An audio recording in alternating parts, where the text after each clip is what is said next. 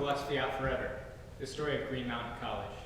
In over 180 years, this school has curated a lot of memories. As Sherry would say, oh, if these walls could speak. In our documentary, we're going to explore 3 different chapters.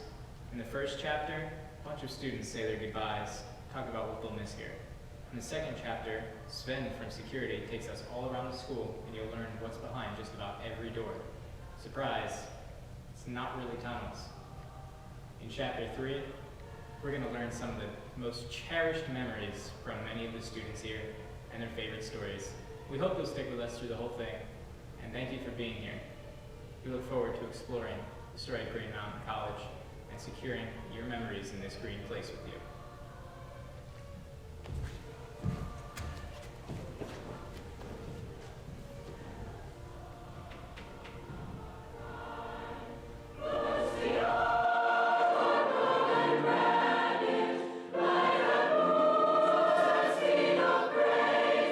So one thing that I've been thinking about a lot in the past few weeks is my first time coming to GMC and seeing not only the campus, which I was floored by being in a place that isn't as flat as Rhode Island, but the community aspect that just felt so natural as soon as I came on here.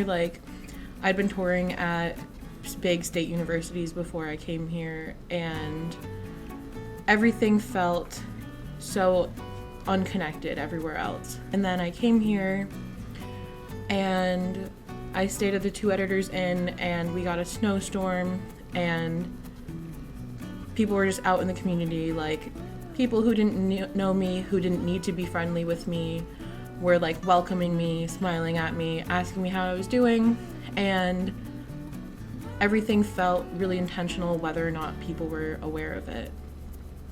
And that community aspect is something that has driven my experience at GMC, helped me to thrive here, to get involved in our community in ways that I didn't really think I was capable of before. People at GMC take care of each other. Sometimes people aren't really conscious of the things that they do that help support and take care of each other, but anyone who gets out in the community, who asks someone else how they're doing, or just gets involved, has helped touch the lives of so many people. And I feel with the GMC community, there's just this trickle effect of warmth from one person to another. I'd say one of the most important things that I learned from GMC in a non educational manner is how to spread warmth and positivity to people, and how to support people in ways that I didn't know people needed to be supported before.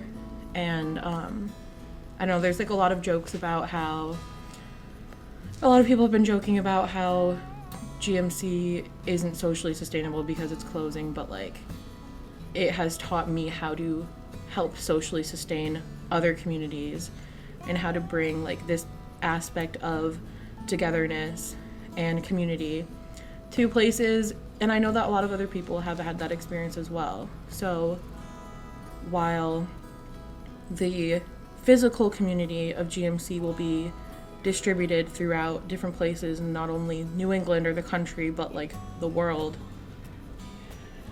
I know that we will be sustained. So I'd like to tell you a story about one really fun night that I had on the sustainable living floor. That's where I live. So we were on Susty and we were eating dinner, and my friend heard distant thunder out the window. And we were very excited because, we had just gone through a long winter, and it was the first thunderstorm of the year. So, we all got really excited, heard the thunder. We were all sitting down for dinner, and we decided to rush out to the window and go out on the roof, which we're technically not supposed to do, but we do anyways. And so we ran out on the roof to watch the thunderstorm rolling in. And we watched on the horizon, and we were seeing all these beautiful ground to sky lightning thunderbolts, and it was really beautiful. And we were scared but also really excited, and all of a sudden it started torrentially downpouring, and the sheets of rain were kind of going back and forth, and we were getting soaking wet, but we decided to stay out there anyways, and it was just a really exhilarating experience. And so we were all kind of gathered in the kitchen and out on the roof, and we gathered the troops and closed everybody's windows because everybody's rooms were getting soaked because all the windows were open. And then we ran down the stairs and out into the night to go and play in the rain. So when we did that, we saw that there were all giant puddles and water everywhere because it had just torrentially rained, and it had since stopped. But basically, there were a lot of other people around just kind of dancing in the rain like we were. And we ran down to the backfields. I had my friend on my back because she had just hurt her knee somehow. I can't remember how. And we ran down to the backfields, and we were watching. Still, the lightning was in the sky. And we ran down, and there were these huge, swaths of water.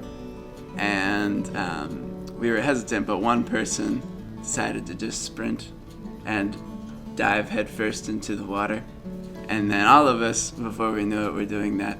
And it was just a wonderful experience, and we were getting so wet, and it was very warm and just like the perfect way to enter spring after a really long winter.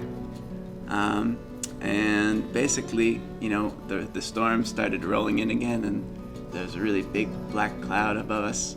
So we ran back up to our dorm, which is Ames, and went up, and then we all showered, and it was a really, really fun experience.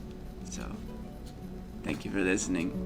So, let's see. I came to GMC from Woodstock, New York, which is a very, as you may know, a progressive town, very hippie town. And I grew up in a incredibly close-knit, sort of informal alternative education school from nursery through 12th grade. And so coming to GMC felt like I really came to a second home.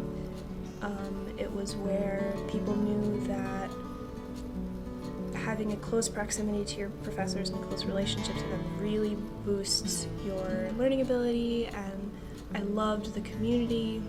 It really felt like I was meant to come here. And it's just beautiful, the people, the surrounding area, the ethics, mission, it's all really important to me. And I'm not sure how I'll be able to replicate that somewhere else, but yeah, I really enjoy it. No, I just want to say that GMC, it was my home for 2 years. It was a lot of people's homes for 2 years. But like a lot of people who have homes, sometimes you gotta move them, and that's just what's happening right now. I'm just trying to keep my chin up, keep my head high, and trying to help other people do the same, and I think that's the most important thing to do right now. Because for the most part, it's just out of our control. There just isn't much that we can do about it, so the best thing to do is just keep your head up and remember the home that you came from and look forward to the home you're going to. I think what I'm going to miss most about this place is definitely the community. The community here is just something that I've never thought I would ever have. It's just so loving, and everyone cares about each other. To give an example, last night I was down at the fire, and a recent graduate came up to me and tried to convince me to change pants with him. And then while that was going on, like the entire night, there were just snowball fights going on, and everyone was happy, having a good time. And I'm really sad that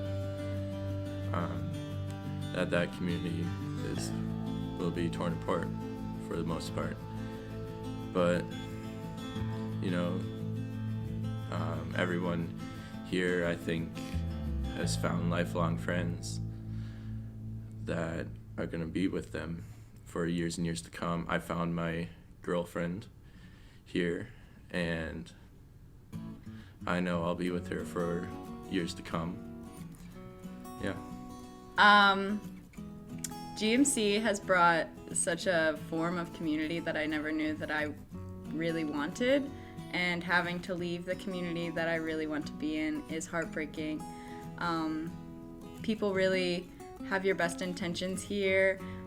Professors look out for you. Your friends are always looking out for you. It's a very close-knit community, so everybody knows everybody and wants people to succeed. We're very encouraging. One of my favorite memories was down at the fire. It was the first fire I ever went to, and I convinced the Wook of all Wooks, didn't even know it at the time, to walk across the fire, across this log, and then to see the community backing him was such a crazy task. He was so impressed that he did it. But then having that memory is very special because maybe I won't see that person again, and that happens for a lot of people in this community, and that's the most heartbreaking thing, is not being able to see a lot of the people that I know I've grown to love for such a long time over these past 2 years. But now we have social media, and I'm going to be able to see them flourish in a new part of the world, and that's what's special, is having the ties back to the community. So when I first came to GMC, I came because I thought that they had a really nice academic program. I was like, oh, I get to go out in the field, I get to do things outside, and leaving GMC, I've come away with a very loving community, and it's just the people here, they care, they love you, they want to see you succeed, they want what's best for you, and that's just something that I never expected to get out of my college experience, was to have a community such as that. And with GMC closing, I know that there will be other communities, and I've learned that you can create a community anywhere, and I'm definitely going to take what I learned at Green Mountain and apply it to the communities that I go to after, but it's definitely always going to be a piece of me, and I'm definitely going to miss this community.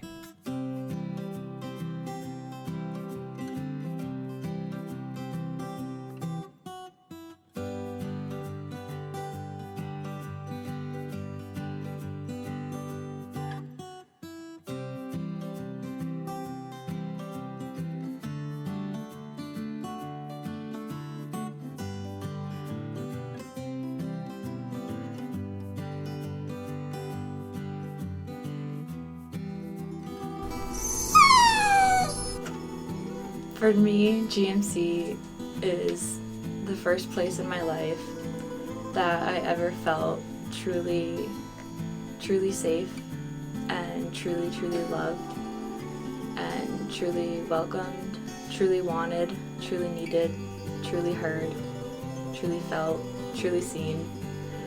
And that was a lot for me. It took a lot of adjustment to talk, to be heard, and feel things, and have others give me empathy and love, and I really love it here. It's the only place I've legitimately felt at home, and I feel just so okay in these buildings, in these walls, with these people, in this time and in this space, and just everything about the college has been so happy for me. It's given me the best memories of my life, whether it be a night out with my friends, or holding the chickens on the farm during finals. Oh, last year the baby goats were born during finals week, and so we would leave the library and go and walk and visit the baby goats for 10 minutes and then come back. And The community of people here at GMC have been like what made the difference in academia and higher education, and in like staying in college and in pursuing my dreams and goals, and like being told that like I can have dreams and goals, and being with like whether it be professors or staff or my friends, just the amount of like faith that people have in this place is like, it astounded me, because like when you take entry-level courses, a lot of the professors start with like their GMC journey, and they come here for the mission. They come here for the mission, and they come here to continue the legacy of this place, and like we feel it, and being part of that feels really good. It felt really good, because people here just want like everything in the world to be okay. They want everyone and every person and every plant and every air molecule and every compost facility to just be okay. And I think that that's pretty unique. Even like the art majors, a lot of their work is like transformative and funky and not something like I've ever seen before. Even the alumni who I still follow like on Instagram, they just make fun things, and I think that that even speaks to how unique GMC is within the art department, that people come out with all different, like they take all the same classes and then they still come out with their own tailored like individual styles, and I think that also plays into our ethics, like about the environment. Like we all do the same classes and we all read Aldo Leopold. People still like think different things, but all have like this one mission to like save the world. I think every person at this college has either a little or a whole lot of save the world in them, and like it really shows. And we hold each other up doing that. Yeah, and the students, we hold each other responsible for like the little environmental actions, but we also hold each other responsible for our social interactions, and like learning or unlearning a lot of things that people come here with, and like different notions and stereotypes and preconceived like thoughts that maybe they'd never even been challenged to think about before, because like we're all from everywhere, and that's a steep learning curve. And I just love, like, I love hearing the interactions, like in the dining hall or in class even. People like really feel empowered to like raise their hand and say something about it if a professor messes up, or like if another student does, and just being part of like the social change and the environmental change feels really good. Can I read a quote that my professor said in class? For the camera? Yeah. Yeah, totally. Okay. It was Shannon O'Sullivan. And we were in class the day after we had the meeting where we were told that GMC was closing. And she had a lot of heart, and we had like a community conversation about it where everyone was felt and heard. And it was a very intentional conversation. And at the end of it, she was like, you know, you guys, the spirit of this weird, I have it written down. She said, the spirit of this weird little place that gave a damn about the whole wide world will carry on in your hopes, your dreams, and your... So my favorite GMC memory is not really a memory. It's more so just my favorite thing about GMC, which is just everyone who goes here and how they treated me and my dog when we first got here. I rescued her 2 weeks before my freshman year, and she was kind of a disaster. She was really scared of everyone, and every single student here was just so comforting and patient and gentle with her, and it really, I think, is what turned her into who she is today, because she doesn't have a fear of people anymore, because everyone she met here was just so incredible to her that she realized that people weren't so bad. And that's really cool. And yeah, I have so many memories that I can't pick my favorite, but I know that the people that I met here are gonna be in my life for forever. So yeah. I first arrived at Green Mountain College in the spring of 2016 as an AmeriCorps member in service to the college's native plant nursery. Having completed my undergraduate studies the spring prior, I was unsure of what my career path would look like as an environmental studies major. But serving at the college's nursery opened up new possibilities for me. It changed my perspective on the world and what I should dedicate my life to doing. In simple terms, GMC changed my life. During that year of AmeriCorps service, I worked closely with the college to further the mission of its ambitious project, a fully operational native plant nursery. But the Champlain Valley Native Plant Restoration Nursery was no ordinary tree nursery. It housed one of the largest stocks of American elm in North America. We also took care of over 25 species of plants and shrubs native to Vermont. And we educated and trained students of all ages in the Poultney community on the importance of bioregional thinking and environmental conservation.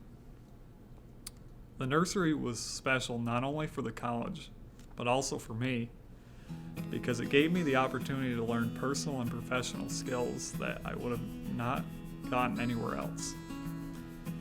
I grew as a person through the many leadership and management experiences I had at the nursery, which, as I would come to find out later, were unparalleled by any other AmeriCorps program in Vermont. I became a better teacher, a better team leader, a better organizer, and a better steward of the environment. But the most special part of working at the nursery was the incredible relationships and friendships I cultivated there, which still endure today. As my AmeriCorps service ended, my journey with GMC was only beginning. The college would change me again. This time, I was afforded the opportunity to start in their unique online graduate program in environmental study and social sustainability, the Resilient and Sustainable Communities, or MRSC program. The MRSC graduate program was undeniably the best experience I've had in learning. The community of faculty and students fomented a closeness that one might expect to be lacking in an online forum. And the courses I took through the MRSC program were bold and visionary, to say the least. One thing about the MRSC program that stood out to me the most was its bioregional perspective. Nowhere else had I seen or heard about such a perspective, yet it certainly changed the outcome of the graduates from that program. I graduated from GMC last year in 2018. It was a beautiful commencement ceremony despite even the looming fear of rain on the horizon. The captivating words of environmental leader Mustafa Santiago Ali moved me deeply. Hello, my name is David Zuba, and I am an alumni of Green Mountain College. I graduated with the class of 2010 through its online MBA program. A wonderful program. I'd like to share my story, which is I had received, I was first in my family to graduate from college in 1986. I graduated from Erie Community College in Western New York with a computer science degree, and that had been my career until 2004, when I decided to relocate to the West Coast, to Washington State, and I also decided to return to college after a 20-year absence. So my credits conveniently transferred to the State University of New York's Empire State College, which is a distance learning program. And I completed my Bachelor of Business Administration through that program. The campus if you will, is located in Saratoga Springs, New York, not far from the Vermont border. And so with the end of my program, the last two courses were entrepreneurship and nature and American history, which these two courses really influenced my next move, which were to find an MBA program that included the values of the environmental ethic, if you will. And so I did a lot of research, and Green Mountain College bubbled up to the top of the list. In fact, a lot of the work that I did in researching colleges, I wrote a book about distance learning for adult students so that someone else in my situation wouldn't have to work as hard to come to that decision. But I applied, I was accepted, and I found Green Mountain College to live up to its reputation, which included an orientation on campus and attending graduation on campus and submitting a dissertation, a capstone project, which was accepted. And this prepared me right away for a teaching job, which I accepted with a private college in Washington State, teaching business and IT, which I did for 4 years. Then I took a hiatus and returned to industry, and now I'm back teaching with the Job Corps, which is a federal program. It's a trade program. The students are aged 16 to 22, and they are seeking to either enter a career or college. And the campus here in Washington State is in Cedar Woolley. It's over 100 years old. It was designed by the Olmsted brothers for the purpose of a psychiatric hospital, but it has been repurposed. We're aiming towards 300 students by the end of the year. We have about 220 currently. I will say that the MBA program prepared me for a great many things, and one of them was I was selected among 50 others, along with 50 others, to represent the firm Planetary Resources in being an education ambassador, if you will, for its space telescope, which was part of its design to look at mining asteroids for platinum and other rare earth metals, and also volatile components for furthering humankind's involvement in space.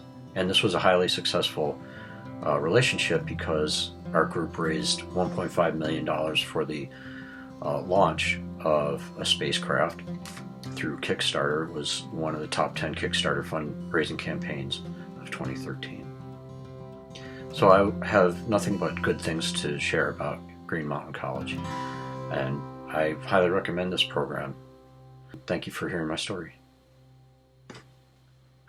This room right here has no windows and a weird hole in the floor, and it's got like dust all over everything, and it's called Sick Boy's Room, and the reason is because, according to Rec Floor legend, Sick Boy was quarantined in there, like a resident was quarantined in there when he was sick, and the residents left him in there, but he was never seen again. So it's not like they came back for him and they saw him, but he was just gone. So that's Sick Boy's room.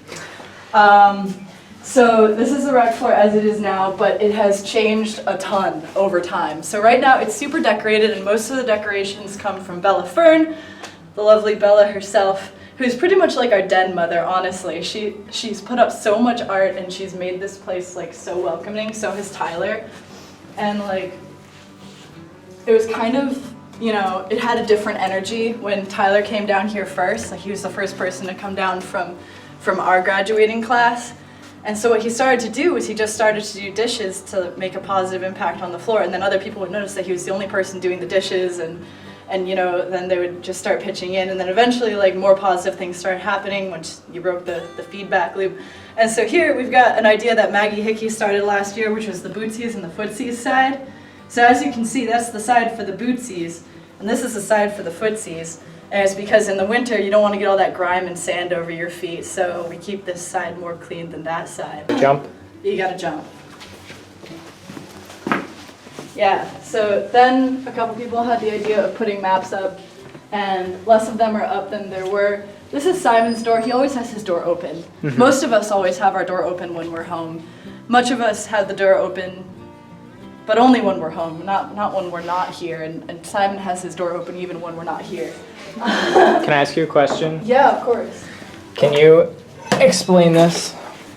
Oh, so this is a Pulaski, and it's just for trail work. So, you dig with this side, and then you can chop trees with this side, but it's very dull.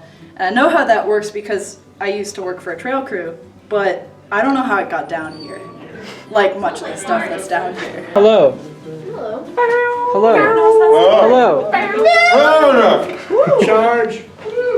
Again, Bella and Tyler decided to put up funny photos of everyone over on the wall that we already passed by. But then, because I'm the RA, I had to do the last bulletin board of the year, so I put all of the bulletin boards up here. I mean, not all the bulletin boards up here. I put all the photos on the bulletin board. And then what happened to inspire this, actually even before I started this, was we were all at a floor dinner one night, and Bella said, what if we started a Google Doc, a shared Google Doc, where we have a couple minutes to write nice things about everybody on the floor. And so it ended up turning into probably 3 pages of nice things for every resident. And so we started to put some things in bold on that sheet, and they ended up being quotes on this board.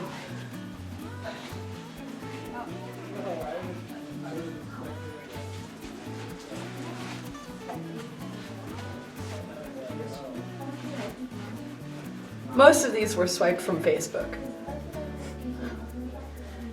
And then thinking of quotes, tradition that we continued from past generations of rec floor is having a quote board. And so this is our current quote board that we've had since last semester, so since the fall semester. What is your favorite quote on here? Flawless. Right here. You. Flawless. Yeah. I just got to try my phone before. That's Serena's thing. There's this one time when we all sung Chili on the Stovetop and it just got crazy. Chili on the Stovetop. Okay. Please explain. So this is Tracy's flesh. Yum. I wanted there to be a meme board here, and Tracy put up her spare Flesh? Flesh, yeah. It's for Halloween decorations on your face. And here you can see rec floor residents in their natural habitat as they devour trail mix. Never enough, never. Okay. I did. Awesome. This is a funny story. So at the time, the drinking age was 18. And the college campus actually sponsored kegs for large event parties because everyone could drink and, buying in bulk. And the caveat was that every keg had to be registered with a permit. And so this person happened to be an RA, and there was this time when she was in Cree as an RA, and there was this lift, an actual lift where you had to use a key to operate it. And so people would want to sneak kegs in up the lift, and she would operate it for them, but only if she could have a pint, Speaking of which, pints were actually less than $1 at Taps at that time, and it wasn't even that much different than now, but the name was totally different, the ownership was different. So it was completely different from now, but it wasn't different from now in that everyone would still go to what is now Taps for hangout time and such. And then another funny prank that this same woman told me was her 2 friends lived in, or one of her friends and their roommate lived in this room. And the roommate was complaining that there were no shower curtains in the bathroom. And because what had happened was the lady who was telling me about this story had stolen all the shower curtains and hung them off of the Withy balcony. And then what happened was the group of 3 friends went to check it out, and they got locked up on the roof of Withy, which is hilarious because the security guard saw them up there, and they explained that they were just looking for their missing shower curtains, which the culprit was standing there with them the whole time, so that was hilarious. And so there were all sorts of pranks that have been pulled from people living on this floor since the beginning of, well, at least 37 years ago, and it's really funny. So that's one part of Rec Floor Past. So this is the hub, and originally it had all white walls, and again, a Bella-inspired project was she just started painting the walls with some paint that she got for free from Res Life and a couple other places. And then eventually they, her and our friends Cecile and Tracy all painted these silhouettes of recreators on the walls, and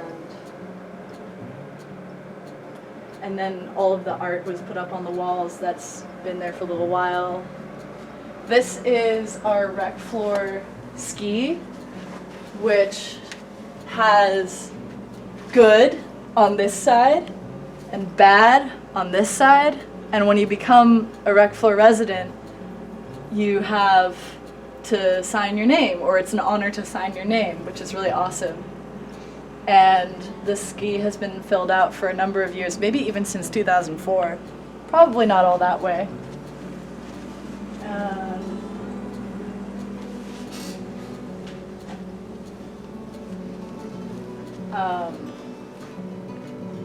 So this is this banner that was pulled together because one of our residents was feeling kind of down. And then he turned out to be completely fine, but we threw him a surprise party anyway. And then all of the letters were repurposed for a birthday and another thing. So those have been up for a while. The Bouldering Cave has been here for quite some time, actually. It was a senior project a really long time ago. And this pink is the original pink, and this green is the original green. But what all of us did was, after Bella laid down the masking tape here, all of this was painted by most of the residents on the rec floor. And so the tape laid down specific shapes, and we really just only recently repainted it.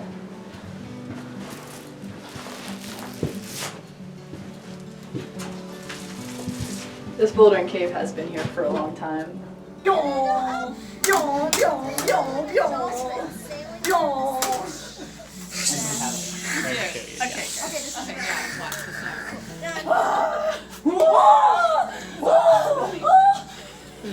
Never.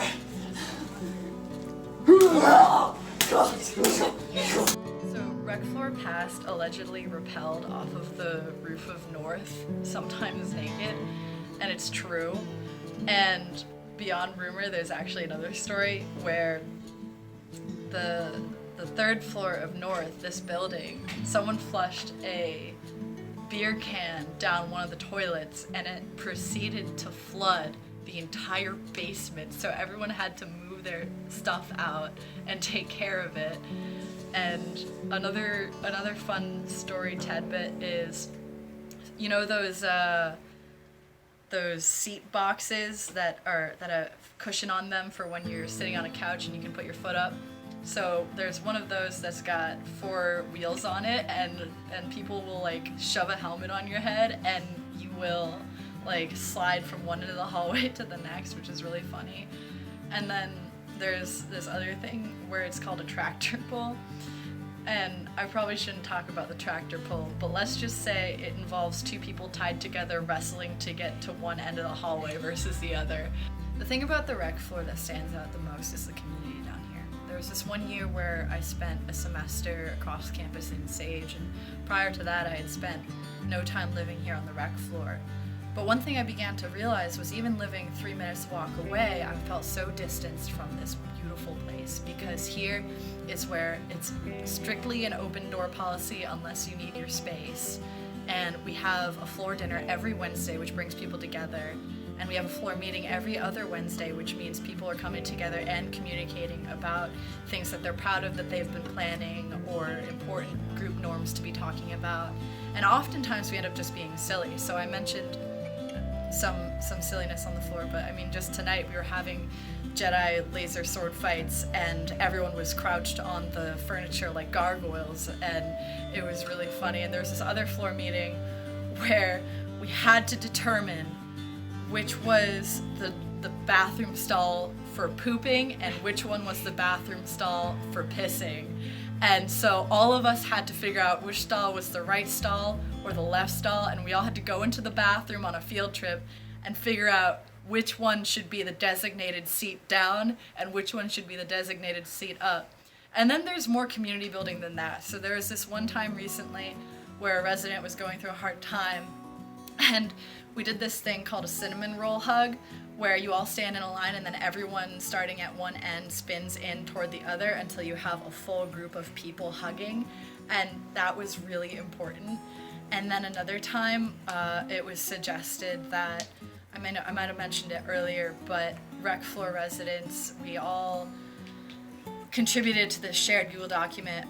All of us were typing madly, whether it was on our phones or not, and between fighting for the right line to type on or actually sharing beautiful thoughts about each other, it was actually an exercise where all of us had a couple of minutes to write something nice about the person who was typed onto the sheet. So for example, if there were things like Tyler's beard 2020, or Tyler is the most reliable human being possible, to get off my line. So it was really funny because there was all those little quips, but then there was also a lot of really sweet things that were said about each other. So it's the little things like that that make us a community, is we communicate and we hang out and we love each other, and sometimes we have our little dramas, but they're really little. They're not gonna stop the open door policy, you know? So before I came to GMC, I was studying mechanical and environmental engineering at Worcester Polytechnic Institute. And it was an incredibly different lifestyle than when I was here today. And I ended up getting mono and getting really, really sick my last semester of my freshman year while I was there. And halfway through it, I decided to leave school and recover. And within that time, I got the opportunity to kind of think about what was my definition of success. You know, like, I believe that every person in this world kind of has two educations. One that is something that is given to you from those who are around you. And so it's just like, what is given to you from public education? What are your parents handing down to you? What are those, like, knowledge and skills that are just implanted into your, like, biometrics, kind of. And then for me, the other education is the one you go out and you get yourself. And for me, I chose to go to GMC because it was the education and the place that I wanted to go and find, and was the place that I saw myself being closest to who I wanted to be within the next 4 years. And so I saw myself through GMC within these 4 years becoming the closest image to what was it that I wanted to do, to be a steward on this environment and be a steward of this earth and being a steward of who I wanted to be and giving into the next educations of this year. And so I kind of looked at the world and looked at what were its biggest issues. Governmentally, we've reached the perching stage. No way! And I looked and I saw, what was it that were the biggest global issues? Was it overpopulation? Was it a huge hunger issue? Was it a huge issue of just like not being educated? And I put that over and over and over and again in my head, and it was this lack of, I think every single person in this world is based on common sense. And you know common sense, and you know common sense, and you are ethically a common human being. But where is our limits? We are products of our society. And what are we defining of what is right, what is good, what is a good life? Comes from what is your community defining as the right way to treat each other. And when I toured this campus and I walked around, I decided that this place was what I wanted to be a part of how people should treat each other. And within that, I kind of got a sense of purpose. I got a sense of here's a place that I can achieve the education for me to make a change, for me to pursue both education and outdoor education. These two weird combines of both what is an experiential education and what is traditional education put on of a grading scale, of a SAT based, like here we're gonna put a standardization of each person. And I'm a kid who is like so language-based learning disability that it's not even funny. And yet I was able to find college and pursue it here with the support of those programs in those individual classrooms where I was a person and not just a number. And that was 100% what I was feeling from a college before here. I was feeling like I was a number, I was putting a clicker in, and that clicker was my grade while sitting in a science class. And here I was not. I was not a number, I was a person, and I had both compensation for some grades where I both showed huge potential in things I was great at and huge potential I was not.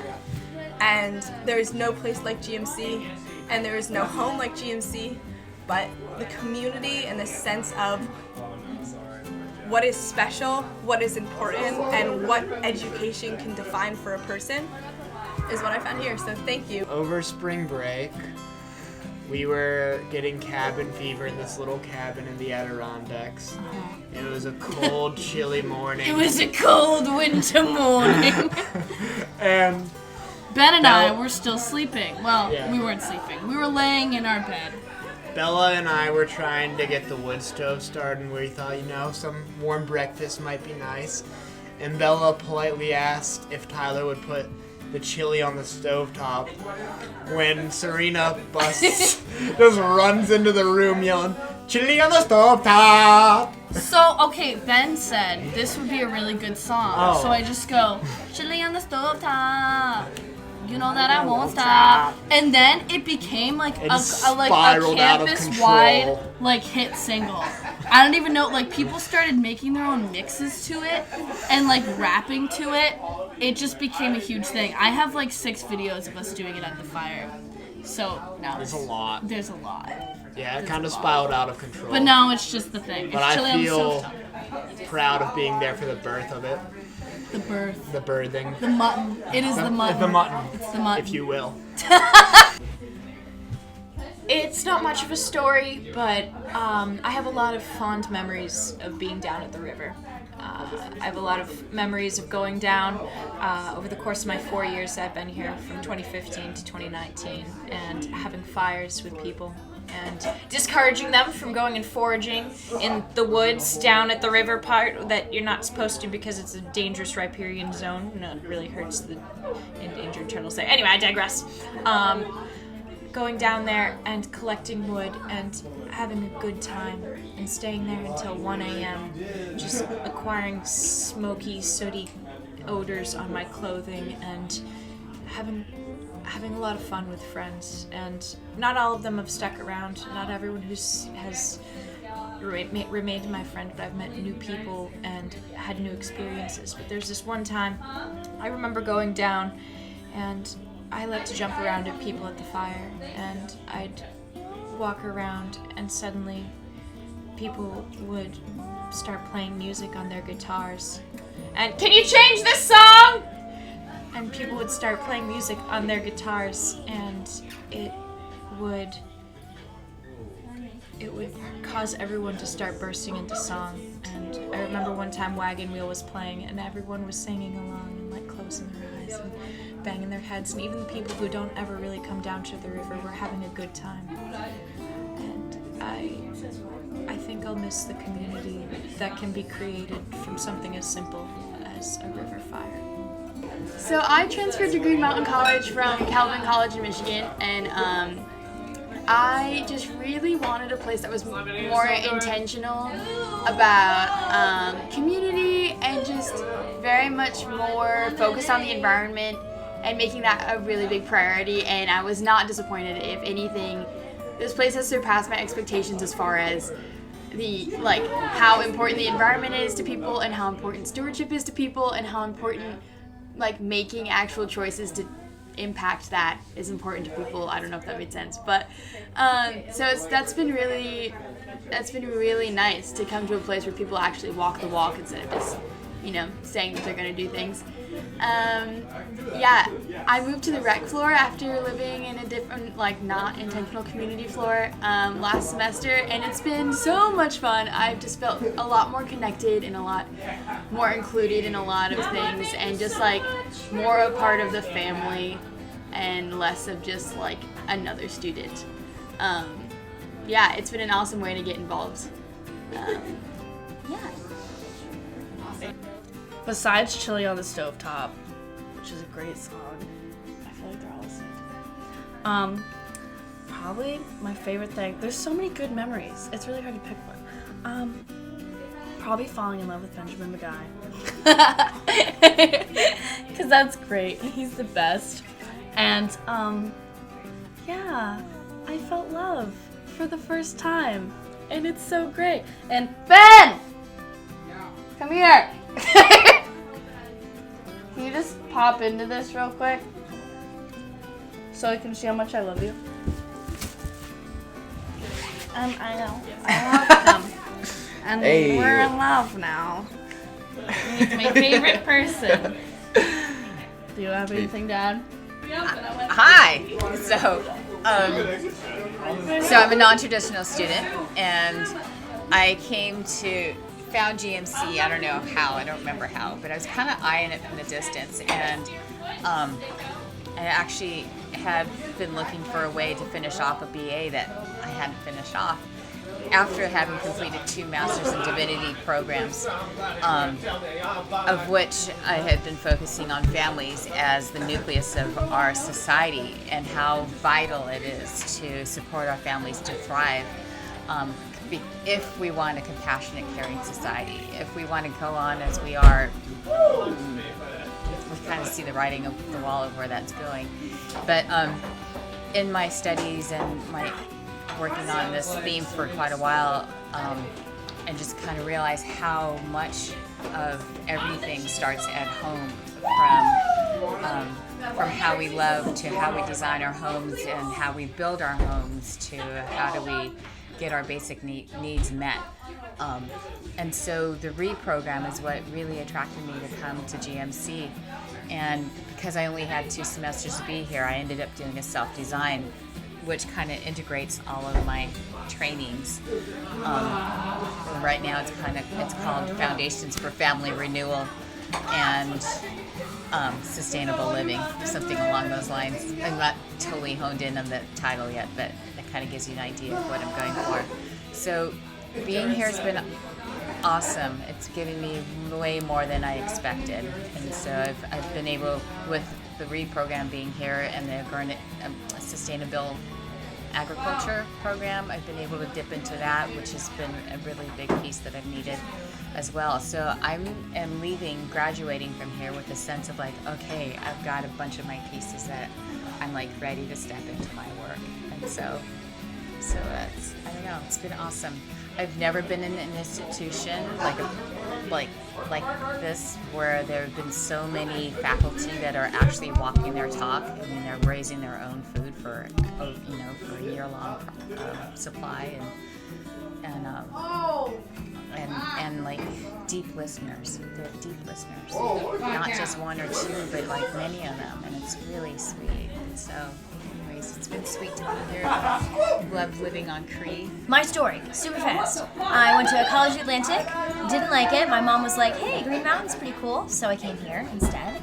And then I got involved in adventure education through a bunch of awesome friends. We went to Utah. We did a Cross America like drive to Utah, super fun, lots of shenanigans. And then I eventually ended up moving to the rec floor because this crazy kid convinced me to do it. And it was crazy. We have things called tractor pulls here, where we tie 2 people together and they run, and they have to see which person makes it to the other side of the hallway. We have this thing called a shot ski. Hopefully these are okay things. These aren't really kosher things, where there's a bunch of little shot glasses on a ski, and you do that. But then also, like, the main part, I think, of the rec floor is, like, our community that we've been working through. It hasn't always been super easy, but it's always been a lesson, and the hardest times have prepared us for the best times. A lot of it has to do with having a community where open communication can really happen, and where, although if you want to be in a community like the Rec Floor or any intimate community, you need to understand that you're going to have to be vulnerable in order to be part of the community, and being vulnerable is perceived as a weakness, but it's actually a strength. And it's a strength because you can't be strong, or you can't do brave things without being vulnerable, without putting yourself out there, without showing up or taking a risk. And here on the floor, you take a risk when you apply, and that's the first risk. And then you take a risk when you get a roommate assigned to you. And then you take a risk in living here and giving yourself to this community. How much you give yourself and how much of that vulnerability you take is your choice. But I think what I've learned the most about being at GMC is that in order for anything to happen, there needs to be like a maniac, someone who is willing to make things happen. And I think the Rec Floor and GMC in general is made up of these maniacs. Teresa Coker taught me that, the maniac. It's kind of the champion of the project that tirelessly through everything makes something happen and brings the community together. And that's what this floor is all about. Thank you guys. This is the chalkboard that we have on the CAF floor, and every week we try to do something different. This week we have the letter O, and we just write down every O word that we think would fit on the chalkboard. This is a bed that nobody sleeps in because it's kind of unsturdy, if you can't tell. This is our snake. What's his name, dude? Lord Ferguson is his name? Yes. And as you can see, we painted him to look pretty. We just found this couch upstairs on the first floor and thought it would be nice to have here for extra common living space, so we brought it down. This is our fish. Come. We already talked about Jafri, but you can't. Yeah. This is Jafri. This is Jafri. He's the floor pet. We rescued him at Petco. Yes, because nobody likes Petco and the way that they keep their fish. This is where we... Dude! This is Lilith. Lilith is a really big person on our floor. She is an amazing aspect to our floor. She keeps us safe. She's our god. We worship her. We feed her at least twice a day. People messed her up, as you can see. They chopped her up. They tried to punch her out, but we kept her safe because she is a sacred part of our floor. Lilith is gonna be here for forever. We found her in storage. And she will stay here. She's just an amazing human being. Can you tell me about this door? The door? Oh, yeah. So... This is a artistic collab that our friend Jamil did. Yes, this is ketchup, not blood. And then we just like... Threw knives at it. It's just a little fun art project. You can crop that out if you want to. This is where we eat. This is the part of the day where everyone just gets together, like after a long day, like we all have meals together and we all just like talk about our days, like what we like, what we dislike, what we want to see the floor, like have events for, or just like what we want to do in the future. As you can see, this chalkboard is our meal plan. So like, we each have 3 people cook a day, so each person contributes $20 a day. We're not cooking on Fridays or Saturdays because we just don't have enough people to contribute $20 to that. But whenever they want to cook, they can add into a cooker. Whenever Uncle Bert and Jack want to cook, they can contribute to each different day, and instead of having $60 a day, we could have $80 a day and just put so much more food for everyone to eat and leftovers for everyone to have during lunch also. These are past members of the CAF floor and just photos that we have found on storage that represent the past of the CAF floor, community living. Whoops, sorry, that was me. These are our bowling balls. These are very symbolic. We found these in the storage closet and we've been playing with them ever since. Leaving them in random places or just like putting them and stacking them as bowling pins and then just rolling random balls across the hallway and letting them fall like Did you bowling guys put pins. them in the gorge? No. No. They were there at some Really? point. They were. I don't know why. We could, you know, with the contest going on, we could. This is where we lay out our food for everybody. So like every night we put out a meal and anybody's allowed to pick what they want and eat a full meal. It's usually full. We usually get. Yes, and we have options for vegan, vegetarian, meat eaters, gluten-free, whatever the allergies that we have for people on the floor. We talk about in the beginning of the semester so we can accommodate to those people's needs. Yeah, we definitely accommodate to everybody's dietary needs. And this is our spice rack. We have all the necessities that we need to make these foods, and if we don't, we pick them up when we are going to shop for food. And then we have what's it called? Who's got the Treasurer. Gup is our treasurer, and she keeps all the monies for our dues. So like, say we need some more olive oil, like that's not just one person's cook day like that needs the olive oil. It's everyone for the week that needs the olive oil. So like Gup or Grace will pay them back for the olive oil, and then everyone on the floor can just use it for however long they need to. This is Doris. Doris is an important aspect of She's CAF. been a part of our floor for many years now. She lives here on the wall. She smokes her inhaler. And her jewel. And her jewel. There's a She jewel there. she kind of is just like one of our spirit guides on the floor. We kind of look to her in case we need any type of Keeps us sane, inspiration. keeps us grounded. She keeps us grounded. Yeah. Let me take you into the kitchen. Right now it's a little messy, but this is our kitchen. It's been this year newly done. They re-renovated everything. So this is our stove. This is where we cook most of our items. And then our sink, of course, when things get dirty. Wink, wink. And then this is our counter for whatever we need. So we have all of our utensils, our drying rack, some extra food that people are gonna come back and eat. Yes, we always try to make leftovers every time we cook for people to have during lunch. Also, we go through special norms. So like when you're cooking, like you clean everything that you have made in the sink. Also, before people who are on cook nights like cook, you need to make sure that everything is cleaned out of the sink to like, I don't know, like better Be prepare. responsible, Yeah, pretty much. It's just responsibility. responsible, yeah. This is our fridge. As you can tell right now, it's pretty full with leftovers. In case anybody needs a lunch to eat or a dinner or anything, we kind of provide that for them, and people just scrummage through here in case. Normally, the leftovers that we have last like about like 2 to 3 days. 2 to 3 days for everyone on the floor, which is really nice. So you don't always have to make your own meal each lunchtime. You can just like have leftovers and like not have to worry about the cooking aspect of everything. Here is our compost. This is our sustainable life of anything that is we are able to compost. We compost everything. Normally, pretty much. No, go ahead. Normally we go through compost a lot, so we kind of We fill up these buckets within a day. So we take compost buckets from like the first or second floor because like when are they gonna use them? Like we definitely use them more than they do, and it's just something that we need to have here. This is our composting bin for a sustainable life, and anything we could compost, we compost as any dinners we cook or anything we're cooking during the day, like breakfast or lunch.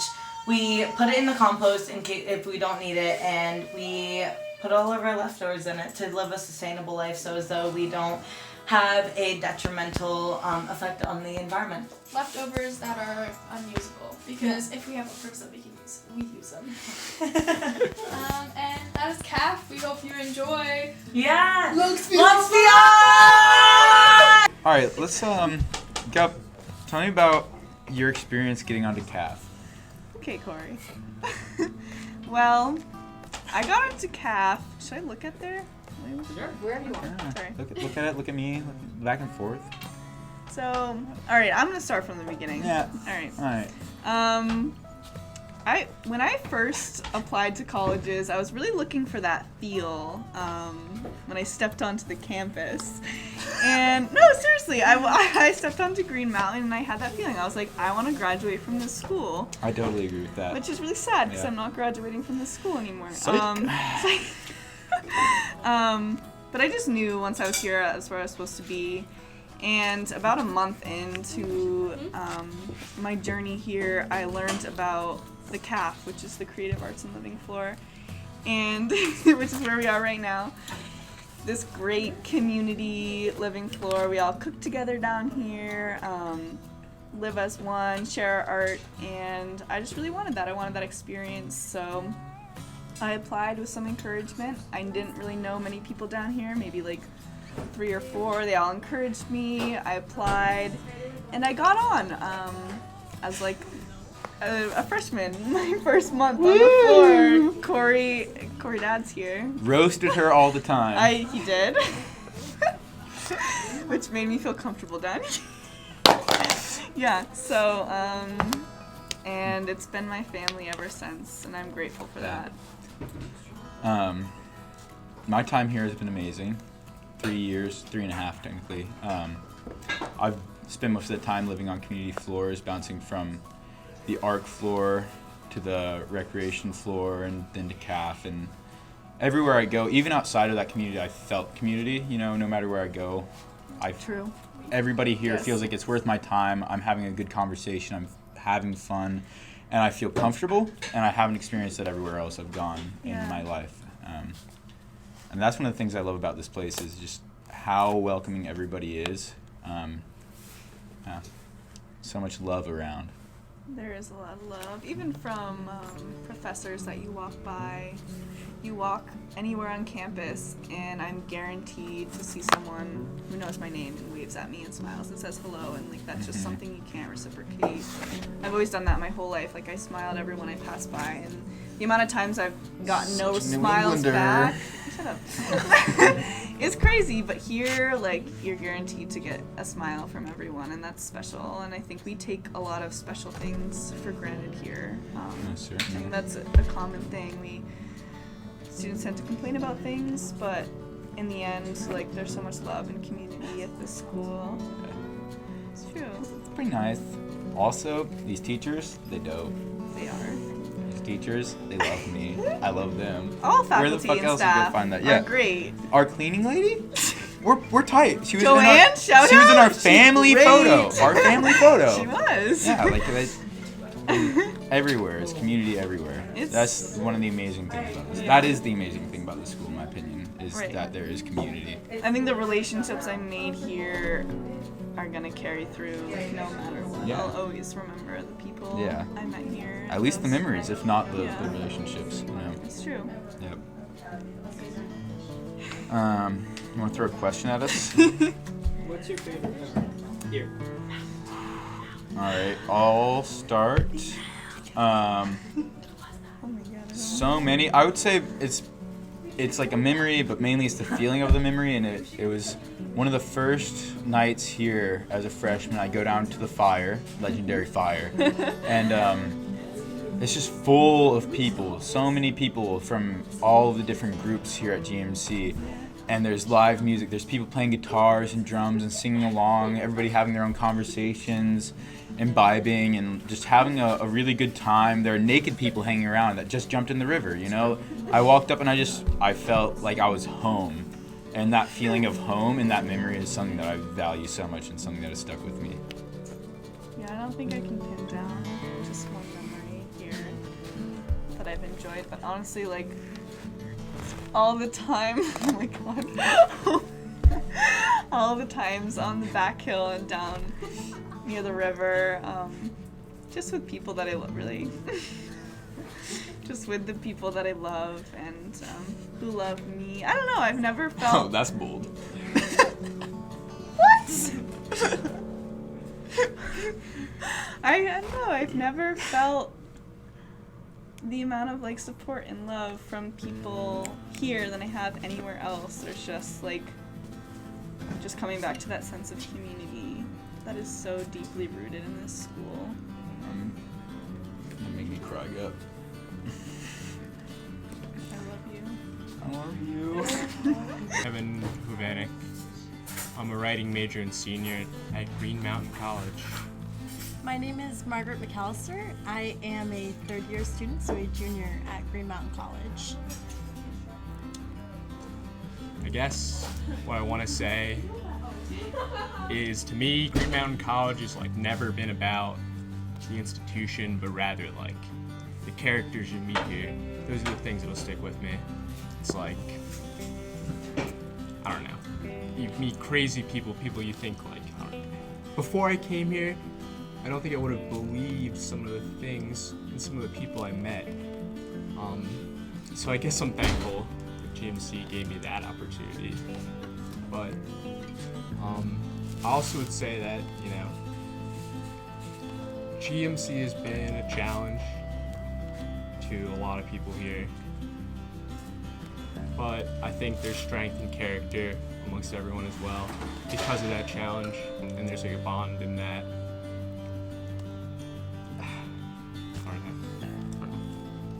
Yeah, I would agree with everything that Kevin said. I think that Green Mountain College has been a special place for me because while I didn't finish my degree here, it definitely provided me with the space and the platform that I needed to explore myself as a person, you know, gain independence and gain experiences and meet people who have brought so much to my life, and for that I'm very thankful. Green Mountain College has also been a wild time. Yeah, I think they'll like, it's a place I'll never find another place like it. Certainly not. There is really no place like Green Mountain College. For good and for bad, it's very unique. And I feel like it's a shame that more people in the future won't be able to at least experience what we had here. It was such like, it almost felt like a culture of its own, like an island outside of the real world at some times. I mean, it's the bubble. It's the Pony bubble. It's the Green Mountain College bubble. It's that place that we all collect and hang out in. And sometimes it can be taxing, and other times it can be a lot of fun and feel very supportive. I felt, you know, a lot of different emotions at both ends of the spectrum during my time here, but I have thoroughly enjoyed Green Mountain College for what it has been able to offer me, and I don't regret ever coming here despite its closing.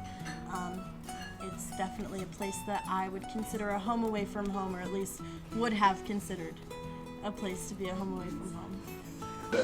I guess I've been here for 5 years, and I feel like in that time I saw a lot of people come and go, not necessarily just graduate, but they just gave up on the place and left. And it feels to me like I decided to invest in GMC, my time and my energy, and like the people here, and I almost feel like I was tricked, not by anyone in particular, but maybe I tricked myself into believing there was like a longevity that I didn't see. And being a graduating senior, all of my friends now are moving on to other schools, and I kind of feel like I'll be left behind. There isn't this place, this connection anymore. So they're going on to meet new people, which is wonderful, but, you know, the other alumni could come back to the community they once knew, and I feel like I've lost the community I invested in, that I cared about. You know, I really tried to establish like events down here, and I don't know. It's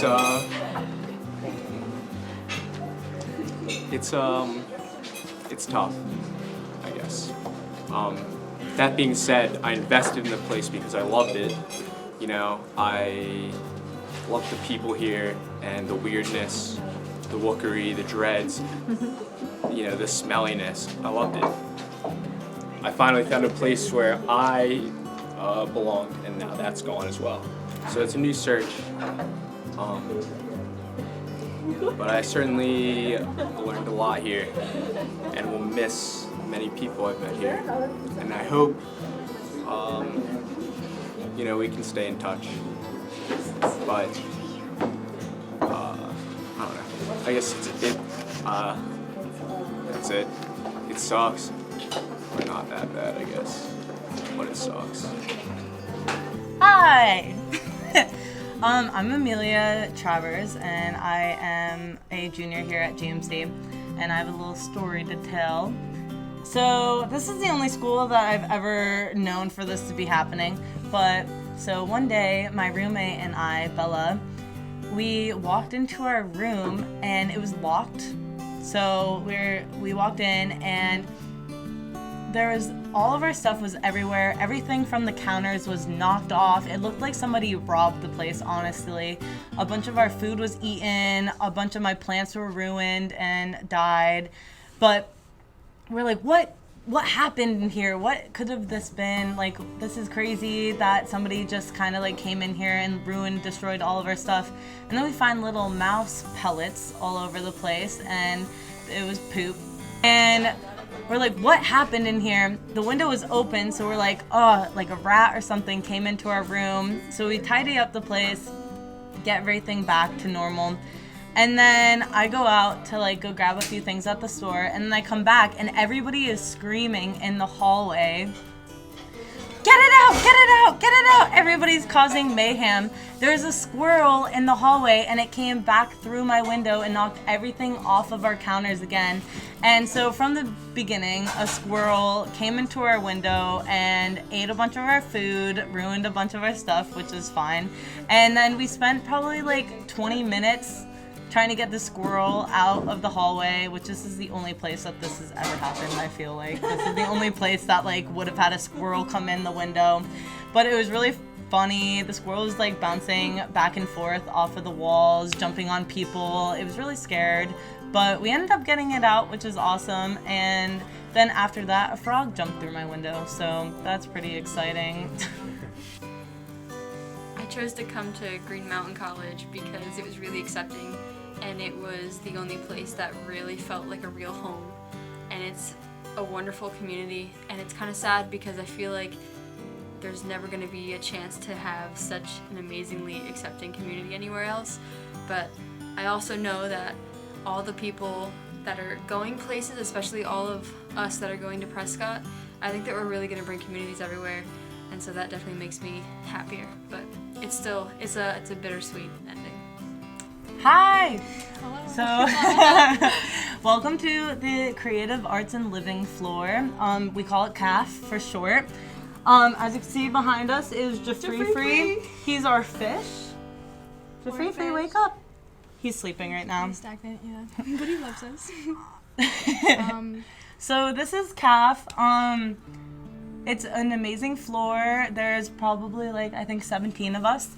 There's a few off-floor members. We cook for ourselves, so we're off the meal plan. We spend about $20 a week each, and there's groups of 3 that cook weekly, and we have a certain day that we cook, and we try to think of very, crazy, diverse meals that we could cook.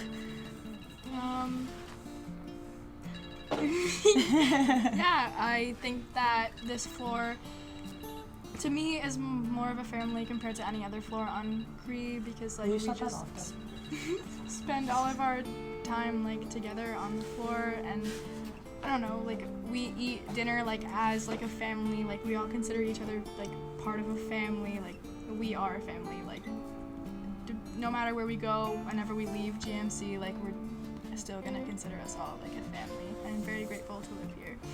And we're hoping to bring the floor to Prescott.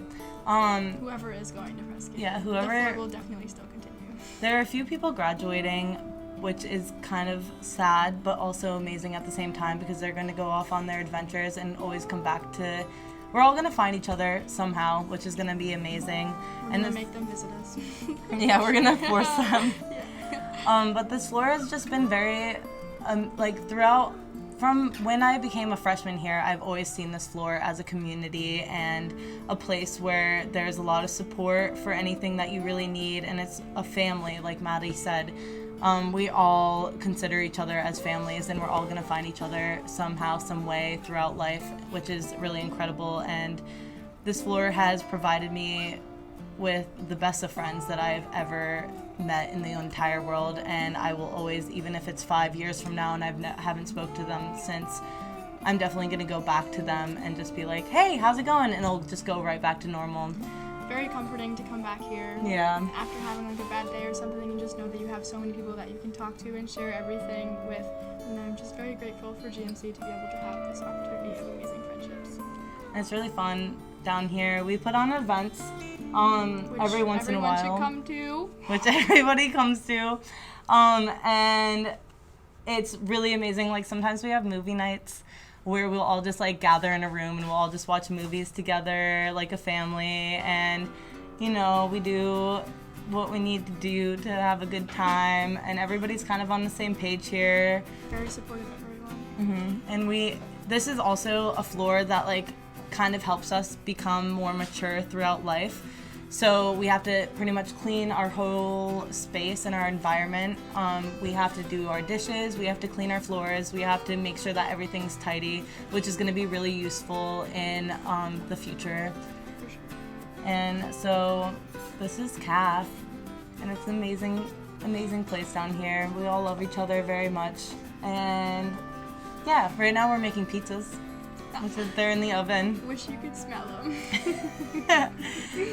But it's really fun. Sometimes you always know where people are, because there'll be like incense burning and you'll smell the door that the incense goes to, or there'll be music playing, or you know, it's just people a very jamming out, yeah. It's a great time. It's a good time down here. I wish everyone could experience it down here. I wish everybody could experience it too. This is something that I wish that could further along its experience at GMC, but unfortunately this is our last semester here in Poultney, Vermont. But we're gonna make the most of it, and from here on out we have 3 weeks left, and from here on out I think we're all gonna do the best we can to have a positive vibe and energy that goes along to everybody, like trying to include everybody in this positive energy. Turn up. Also, it's great that we get to further this floor in Prescott because of the housing that they have and everything like that. Very grateful. Yeah, Prescott has been very accommodating towards us, and they have a house set aside, so we're gonna be able to party down on CAF at Prescott in Arizona. Very thankful for all the memories and people we have experienced here at GMC. There's nothing like it, and I would not trade this time for anything else. Yeah, this time here at GMC has really been incredible. Feels like my home instead of an institution of education. This feels like the place that I belong, especially with everybody involved. It's really sad that it's ending, but that just opens it up for more opportunities for everybody and more experiences. And everything happens for a reason. Yeah, everything happens for a reason. No matter how sad that reason might be. And we're all gonna find each other somehow, which is gonna be an amazing time. It's gonna be fucking crazy. Catch us all back together in 20 years. You're all invited to my wedding. Yes.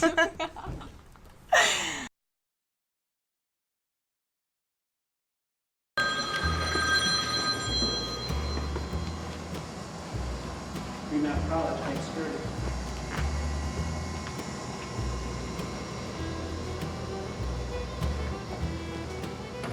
Can you give me 15 minutes?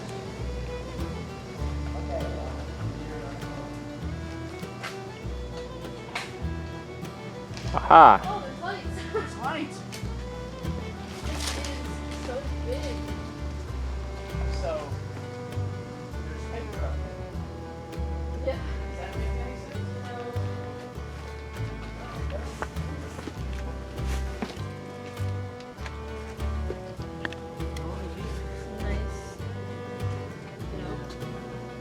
Whatever that's called. We had a water line break in the middle of the wintertime. We really had a really cold snap, and one of these lines, the sprinkler system lines, broke in Lyman. Water just ruined the building, so they had to redo the whole building. Since then, we have really insulated these ceilings. It used to be the old type of insulation that, you know, paper-faced, craft-faced. Yeah. And now they don't put this. Is this really like fits. hefty? Yeah, hefty, Yeah. right. And then they put a seal, or not a seal, this that we saw in the basement. For the lobby? Yeah, and they're using it. Actually, it could be it's probably a double flue. And one of the flues is for air handling, and then this is the other fake chimney, which is for air handling.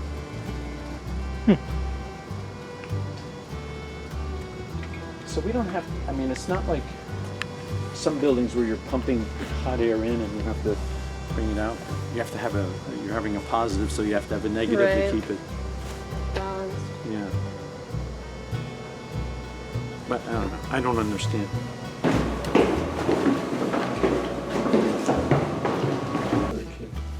They were going to, but.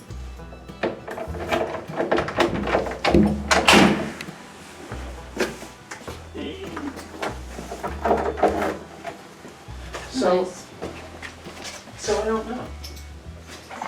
This goes underneath the stairway. Oh, this is underneath the stairs? Yeah, and I don't know what it is. You mean you would think that it would? Hey! Look at that! Money. Oh yeah, it is money. Here's your tip. No, you guys should go out to breakfast there. You're the one in charge. Thank you. And there's another door in here, too. Yeah. Oh, there's a little bed in here. Oh, is there? Yeah. Well, not so much a bed. There's a pillow and 2 couch cushions. Yeah, somebody decided to.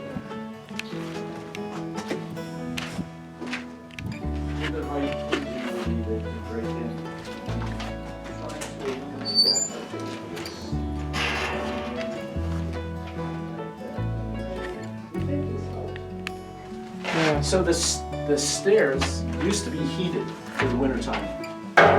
And then they... Sally didn't care? No, it just became... I think they thought they were saving... I don't know. One year they didn't get turned on. Things broke and stuff. They never hooked them back up. So that's probably what those water lines are going to. And then this is probably outside, right? Yeah, that's got to be underneath the stairs. Weird. What do you think? Yeah, so this is a chimney. That's a clean out for a chimney. So Oh, wow. Okay, so there's a fireplace Yeah, somewhere? so this must have been the fireplace in the lounge. Is there a fireplace in the lounge? I don't remember. Me neither. I think so. I think there is. Yeah. Okay. I think there is, but I'm not completely sure. We can walk by. Yeah, they're all got it. They would just build up smoke in here. They realized and stopped. I would hope they. Do you know around when they would No. plug them? It's like Withy, the fireplace in Withy, they converted to gas, and they've been working up until a few years ago.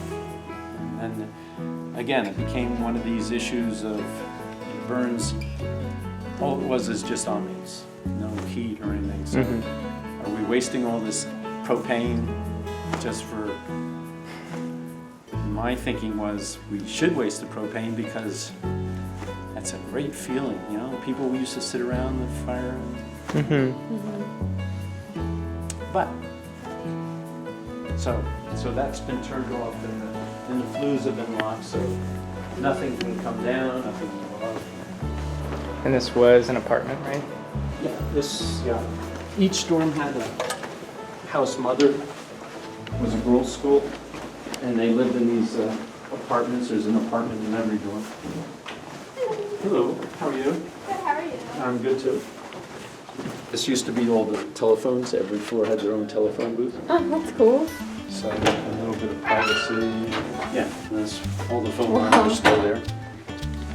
This one too? Yeah, it should. Yep. Well, now they're sleds. Okay. And I think they used to have some on the floor, like, I think there was one outside. Or maybe that was a house phone that you could call somebody inside, pick it up. That's cool. And ring. Yeah. What's that? Do you have the keys to any of the elevator shafts? Don't. Okay. I can't say I've ever been in any of the ones that have been. They've all been shut down before I came here. Except for the Ames. That was running up until 7 years ago, 6 or 7 years ago. And then something happened to the motor, and they just said no. Oh well, it's been on the books to be fixed. Each year gets pushed back. Mm-hmm. It's the elevator. This is the laundry room, right? This is the laundry room. Are you thinking of this? This is just the. It's now the sprinkler room. It was the. It was. It should be this key. This is. It should be that key. Spooky.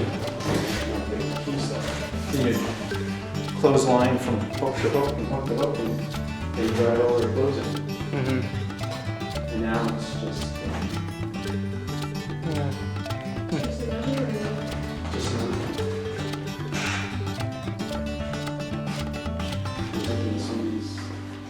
whatever that is.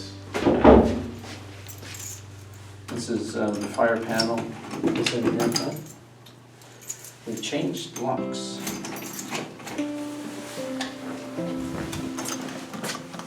So every building has a room that has a fire panel in it. So they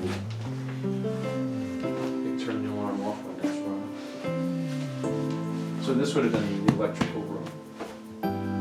Okay. What's behind that, do you think? That's going to be the same As the other? As the other. I've never, ever.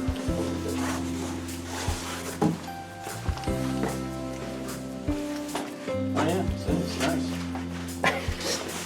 So this would have gone under Yeah. under the steps, or not steps, but under the. Mm-hmm. There's a radiator there. So that would have been heating that, yeah. Huh. Student storage. Oh, okay. Light on. And then this is the heat room. Each building has a heat room which takes the steam and transfers it to water. And if you want to get warm, come and sit here. Oh my god. Yeah.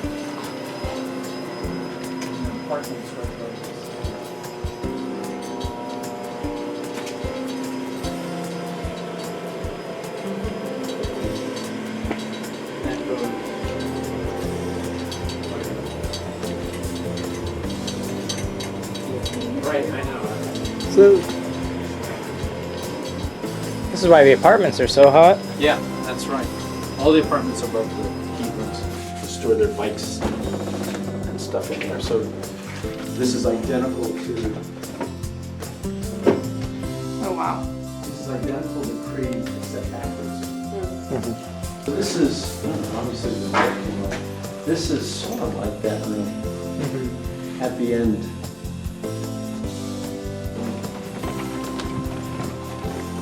Shrunk for the campus came in here, came under here, and then fed over that way. So they took all that out, and rugby team used to use this for your storage. The store is small. Yeah. Yeah. Maybe not full. Oh, does this work? Yes, it does work. This should be unlocked. Is it okay to let this close? Yeah. Okay. Nice binder. Wow. So this is, I think, rugby team, national, I don't know who this is. Somebody. I don't know. So you can see this, the floor here, this was the big power source came in here. No, I don't know how it came in. Telling you the truth, it came in someplace.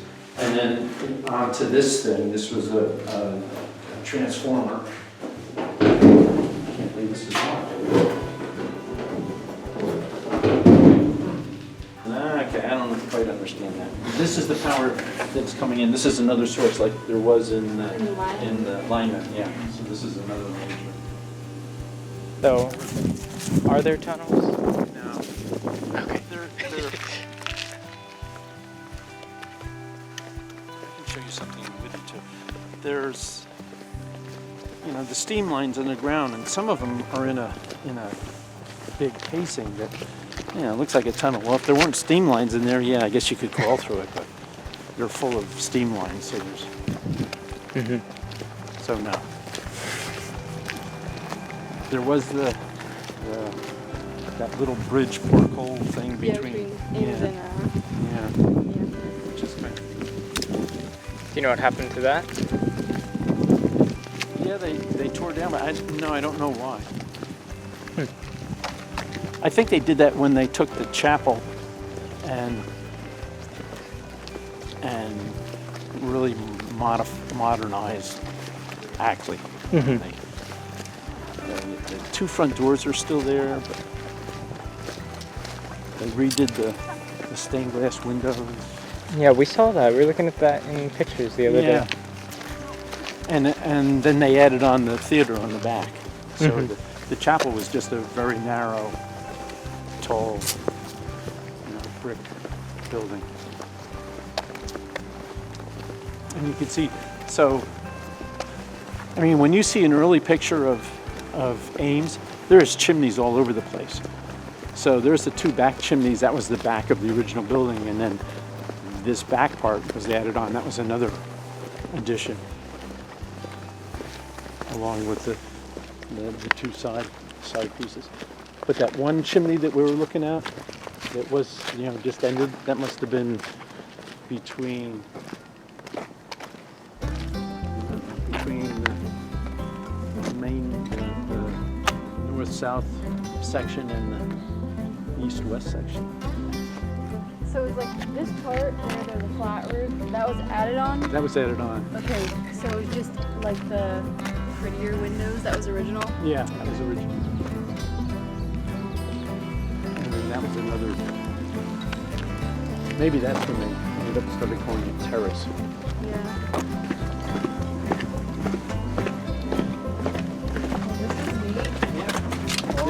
This is what makes this building handicap accessible, and the elevator's running. Does the elevator not There's a run? doorbell. Ding, ding, ding, ding. The other room goes underneath of that. This is the psychology lounge, psych lounge, history lounge, and somebody's lounge. This used to be, Wow. yeah, this used to be Ames, we're gonna go out that way. This used to be Ames student lounge. So nice. And then the history, psychology departments over there, so that's their club lounge. There's a bathroom. It says History/Philosophy and Religion Lounge. Yeah, that's it. Wow. Somebody tried to break in at one point. Yeah.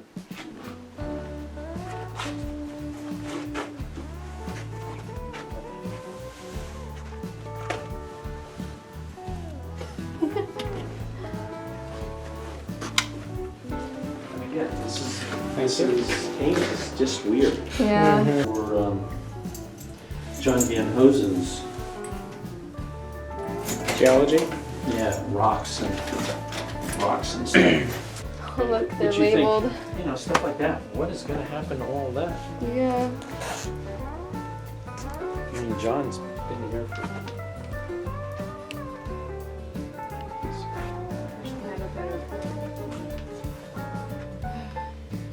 Actually, I gave him a whole immense jasper. And These are beautiful. yeah. What are you? Pyrite. Superior pyrite. Oh my god, those are awesome. There's like Yeah, so it used to be, all this stuff used to be in the basement of the Acton, but obviously they ran out of room. I think it would be great if they let students take stuff. Just end of the year. Go ahead. Hey. Hey. Hello. Okay. Trust me, more than once.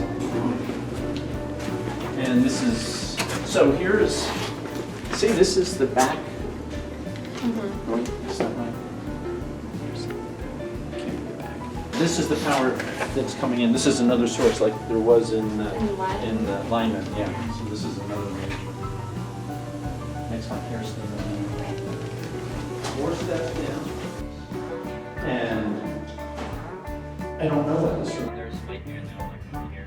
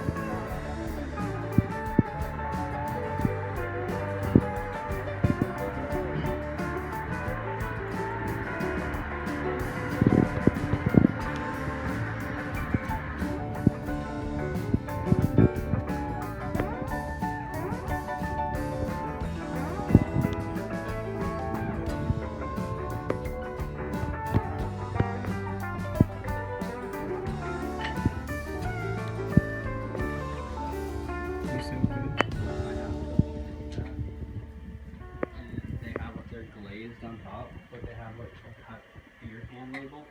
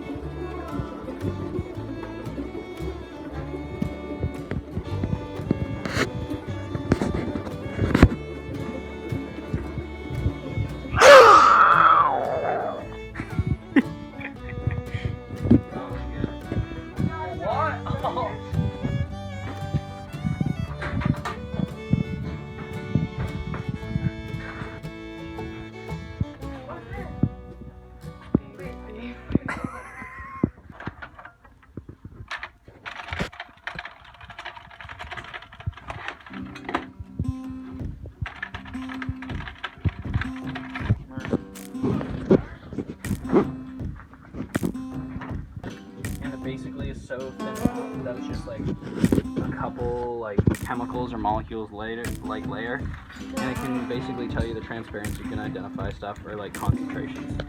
Is this a bomb? It's got a perk. Ooh. Good job. Newton mass. Who is this?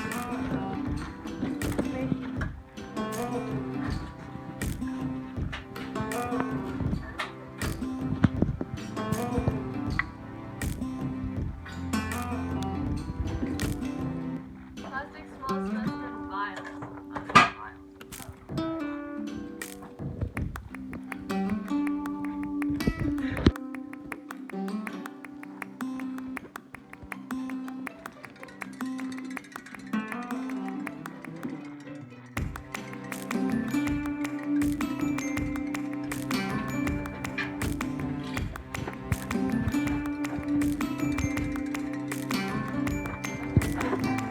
Oh, there's more. You could kill someone with this if you threw this at them. Look at this one. Pretty nutty. Acorn. Here's a pine.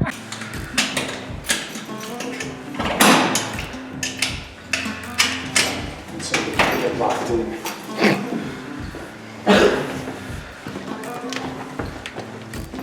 So, once I get right. Are these all dorms? Yeah, this is fourth floor, which It's not used at all anymore. no, not this here. This is bell tower IT&T.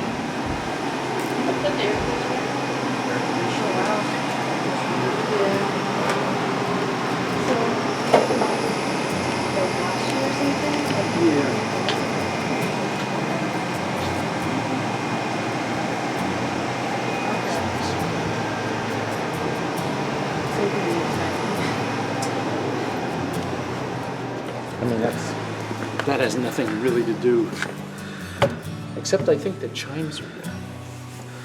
That's Which so I don't cool. know anything about the chimes. I heard a story that somebody climbed the bell tower like decades ago and cut out the ringer. It was actually, if you go over to Richardson, the clapper is there. Clapper. And there's a little blurb about it. It's a great story. Yeah. He was a senior, and he would be like the head RA, Mm-hmm. and that was a prank that he did, and it stayed unknown where it was for maybe almost 190 years, and then his daughter or granddaughter found it, and they turned it to the college. That's hilarious. Oh, it's a great story. So anyway, this is this is the nice new lounge. Wow. There was skylights here and here, and they closed it. So why do you think they bothered renovating this last year? I think everyone assumed that everything was going to just keep chugging, and this was on the list to be done. I got done. This is so pretty. Yeah.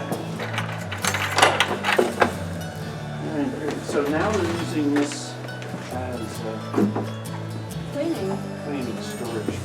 There's some great graffiti on the wall over the years.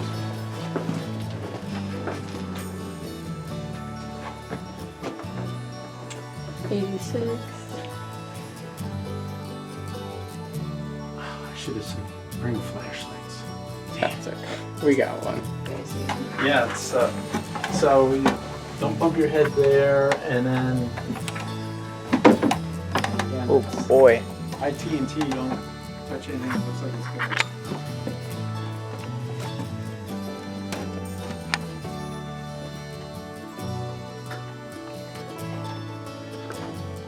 Yeah, this is very dark.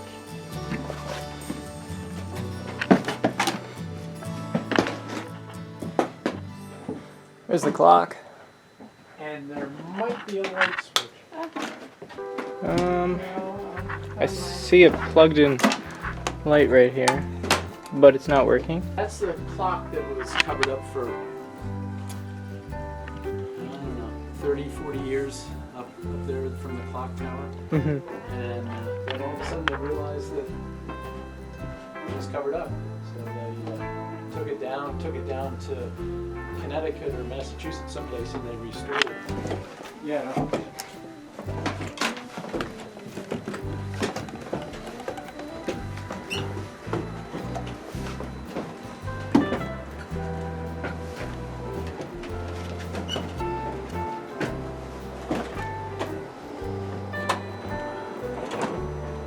I'm not sure how to get this. Around. So just push it up. Light first.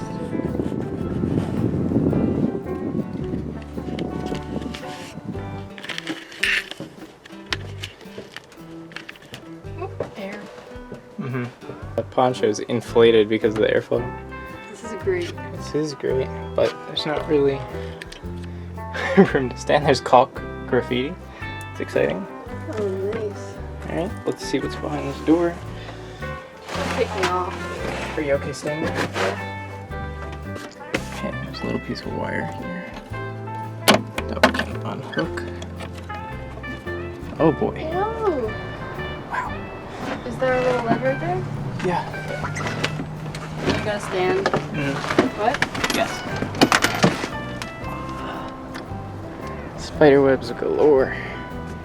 Holy smokes. There's the chimer.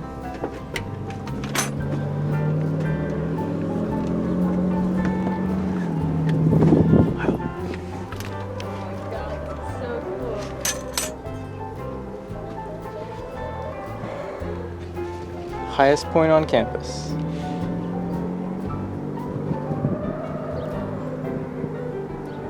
we did this before we left. Mm-hmm. What the heck is this? What? I don't know. Antenna or something. Little bird. This is amazing. Look at how far you can see.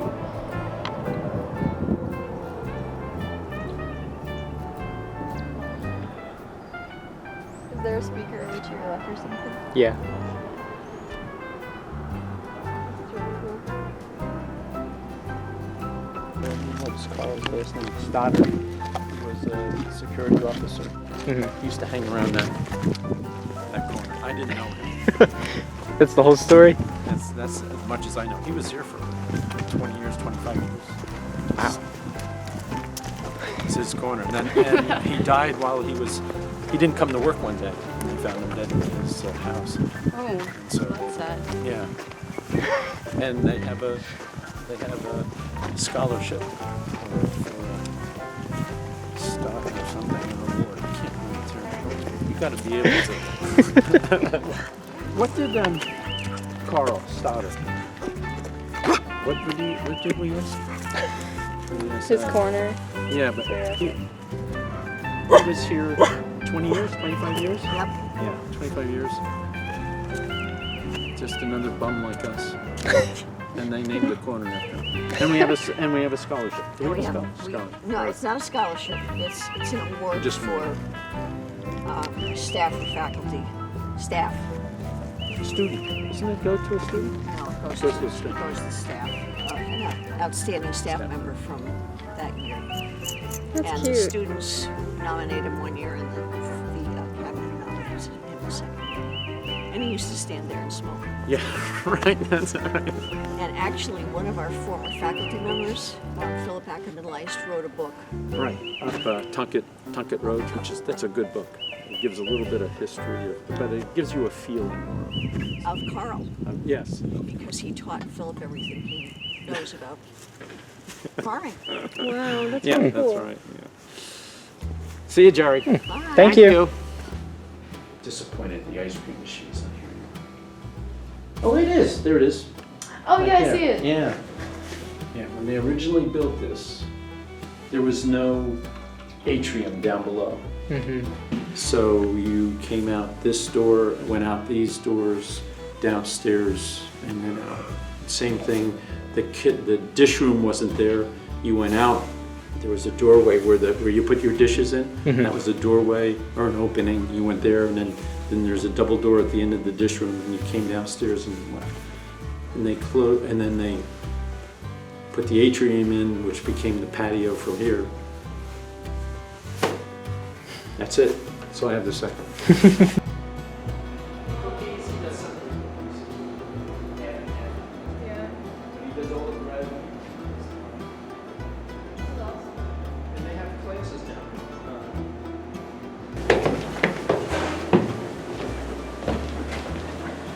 We're just walking through the kitchen.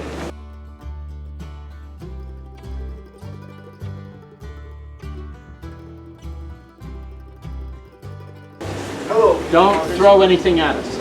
Who's the leak? Hey. Hello, Ethan everyone. and Casey. and Casey. They're photographing the end of the college. Exactly. Kitchen. Smile, you're going to be famous. Smile, you'll be famous. Nah, I guess not. Hey. Lobby upstairs. What? It's a CD player, 5 discs, 6 discs, something. Wow. And then this is the gorge. No, yes, the gorge. The gorge is on the other side of this. And if you go down there, you can see the wall is kind of rounded. That's coming into the gorge, and it's that rounded one. And those are just desktops that. And this is my baby right here.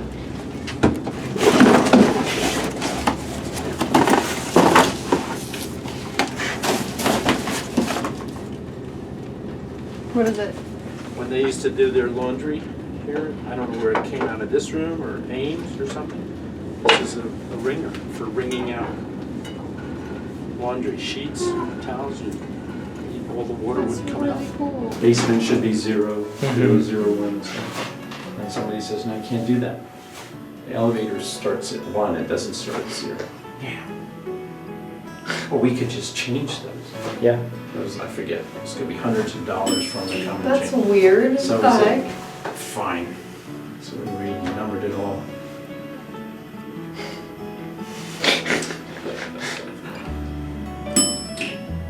Pennies on it, especially when this was just a girls' school.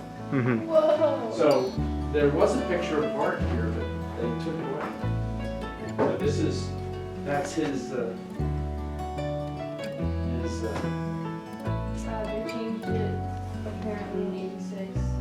so this would have been, this is a special dining. So used to it? Yeah, every once in a while they'll have meetings up here. Of his college? Yeah, this is Brennan, who is the latest one that I remember, and that's, yep, who's that?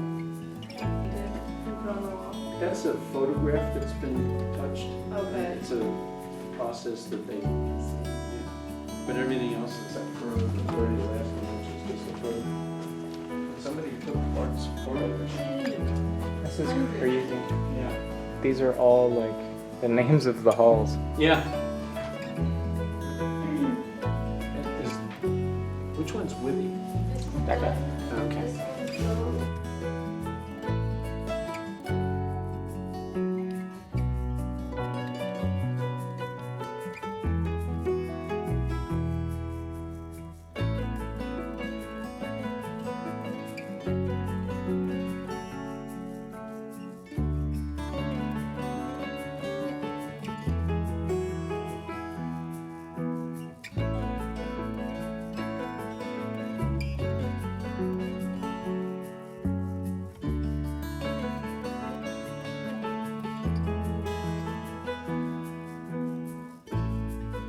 And you see the glass windows up above? Yeah. On both sides, so it's, actually that makes sense for an art studio too. Yeah. For the library. And they have pictures in the archive in the 60s when the library was built. They had a conveyor belt that ran from Surdom to the front door of the library. And they're in order. They were putting the books off the shelves, coming across. There had to be 50 students. Yeah. You know, and they grabbed them and they go up and they put them in the stacks. It's just a continuous thing. It's great. It was the wellness center. They turned it into sewage. Frozen wellness center. And there was an MD that had his office in the front, and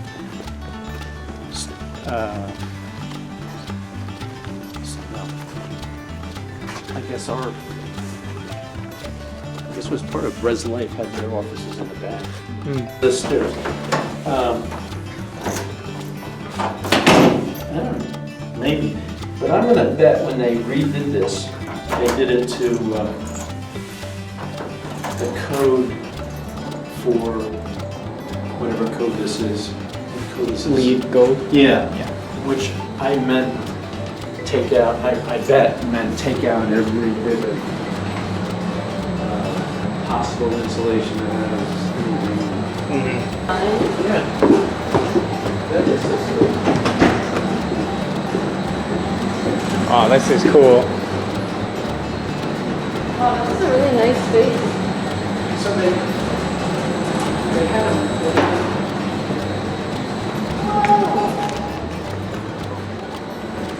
See, like, this could totally be used for something. This is such a nice space.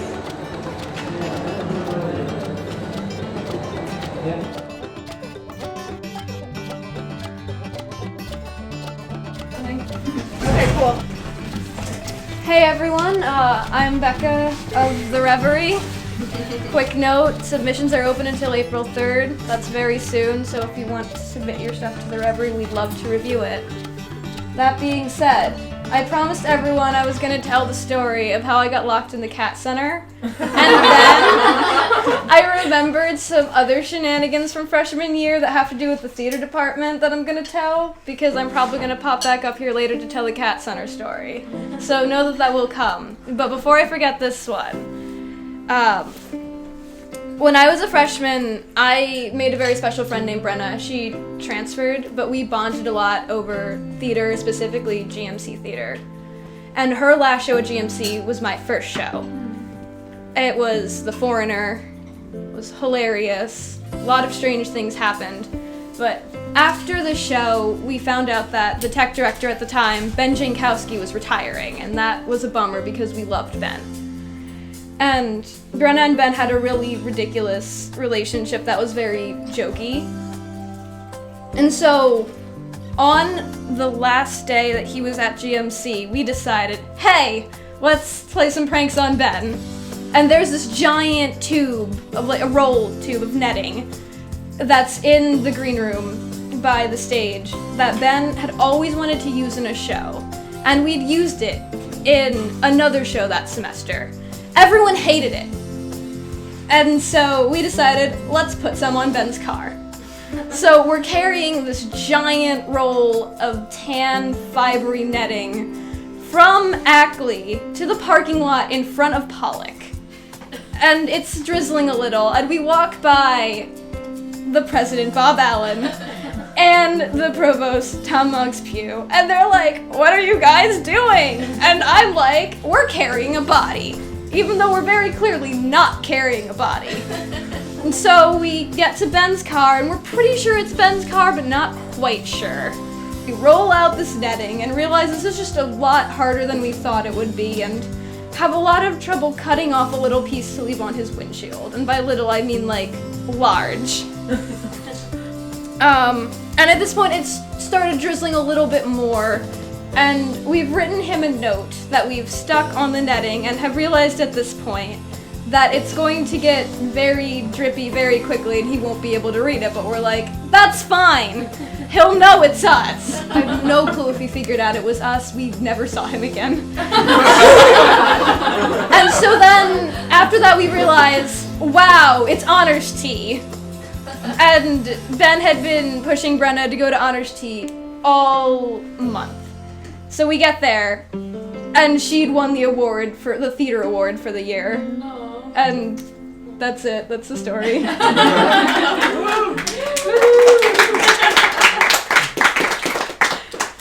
Actually, we realized afterwards that's where Bob Allen and Tom Moggs-Pugh were going. They were going to honors tea on time. We'd gotten there late. Thank you.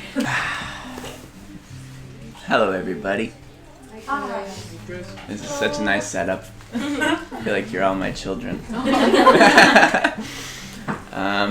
So, I was inspired by Becca's story. It doesn't really seem related at all, but it reminded me of my story. It's about how one day I spilled my grits. And it seems very fitting because this is, so for the Eurydice audition, they asked us to tell a story about loss. And I was kind of like racking my brain beforehand. I was like, wow, do I really want to get that deep and like, you know, tell them about some terrible thing that's happened to me? And then Paula was like, no, it can be anything. It could be like, you know, you lost your pen or, you know, you lost whatever. So I was like, what have I lost? And I was like, I lost my grits one fateful morning. So what happened is basically, you know, a few months ago, Bob Allen got up on that stage in Ackley, and he said, GMC's closing. And it was very sad. And, you know, basically the whole night, I was just like really, you know, tossy and turny, fed up. I was really into grits at the time, because my mom loves grits. She's from Alabama. And, What are grits? What are grits? Grits are, if you don't know, grits are like these little pieces of corn that are made into a porridge style thing. They're like kind of thick cut, not as thin as cornmeal. And they're really good with like a little bit of butter or if you're vegan, coconut oil. Yeah. Mm-hmm. And if you're not vegan, cheesy grits. A lot of people aren't too. But I just made, basic grits this morning. Made them with coconut oil and salt and pepper, little garlic powder. And, all I wanted this morning was my grits, because that's the only thing in my life I could control at that point. I was like, fuck, GMC's closing. Nothing else I can control, but I have my grits. So I go, the grits, they're quick grits, so they finished boiling pretty quickly. So I went to the cabinet, and I opened it up, and I looked at the bowls, and I saw Molly's beautiful red bowl it's like this beautiful crimson red handmade throne bowl. And I was like, oh, I think I'll use that bowl this morning. And then as my hand was going, I said, wait, it's kind of slippery out this morning. I'd better not take that bowl. So I took a less pretty bowl. It's still really pretty. It's one that Santina got from the free store. So you didn't know that. Oh wait. So I take the bowl, put my grits in it, like this big bowl. It's filled to the brim with grits. I'm running late to wicked problems, complex solutions. I go out the door. I for some reason used the side door that day. I didn't use the back door to Ames or the front. I used the side. So I was walking out. It's a miserable morning. The fog is just covering the whole campus. It's, the day where a lot of film crews were there, kind of like, banking on the fact that the campus looked like a zombie movie. And and I walked up the door, took a few steps, and said, oh, it's a little bit slippery out this morning. I better be careful. Before I could stop, I slipped, and I slammed my head into the ground, and my bowl of grits slammed on my right side, and they spilled everywhere. The bowl broke. The grits spilled out. It was steaming in the snow. Did anybody see you? Yeah. Oh, wait. Sam, I think you saw me. You waved from Withy. You're like, don't slip. Be careful. Yeah. And so I saw my grits there. I didn't have the energy to pick them up, so I just kind of left them steaming in the snow. And I walked to my class pretty miserable with no breakfast. It's kind of a sad story, just like the play. Yep. So. But hey, you got the part. Exactly. But not the grits. Not the grits. The grits were gone. I was cold and wet. So that's my story. Okay. So the story doesn't have really a beginning or an end. It's just sort of my experience. And a lot of it, I'm realizing, is directly parallel to the play that I was just in. Which is funny. And so if you remember the scene where Eurydice first finds herself in the underworld with me, that's sort of how I feel when I tell the story. And the story's about telling my friends and family and people that don't go here and aren't a part of this community what this community is like.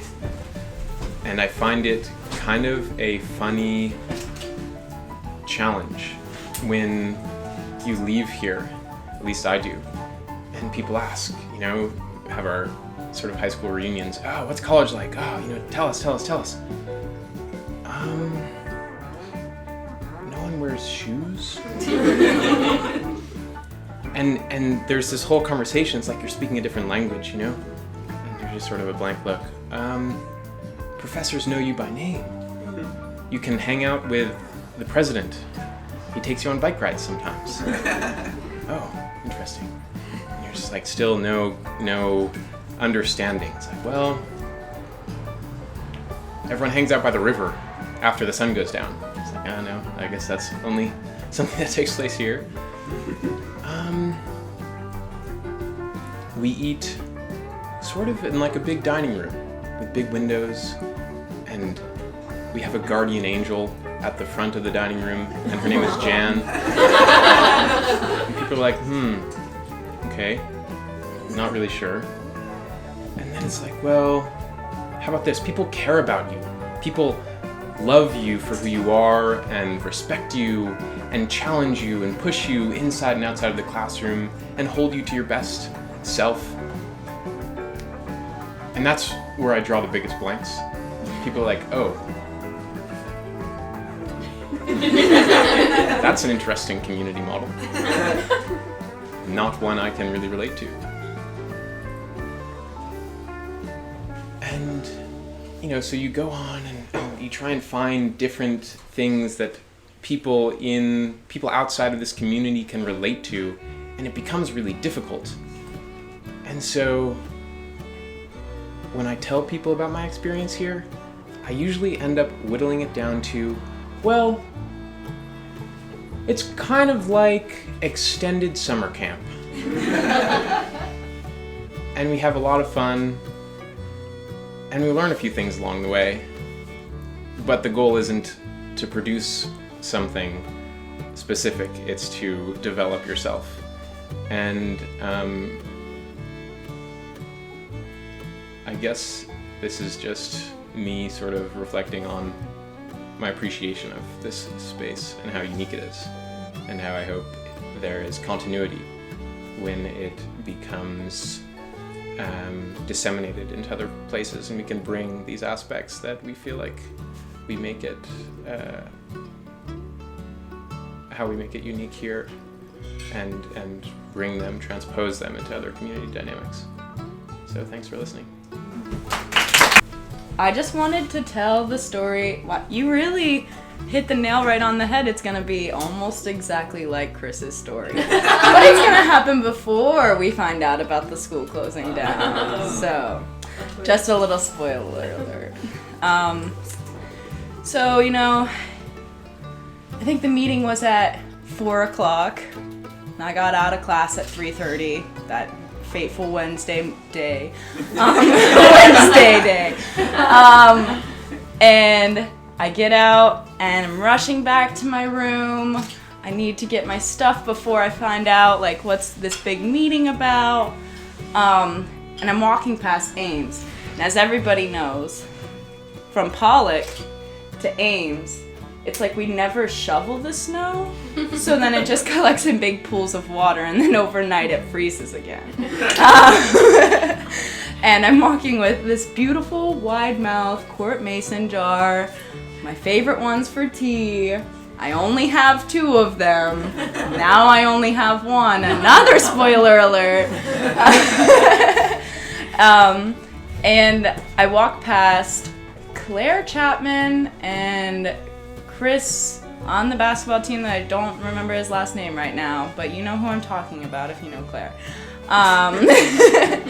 And they just hear this huge crash, which you know it's just me falling with the mason jar and the mason jar breaking. And they turn around 20 minutes before I find out the school is shutting down. And I said, I'm okay, I just know that this might be a prediction of the meeting. And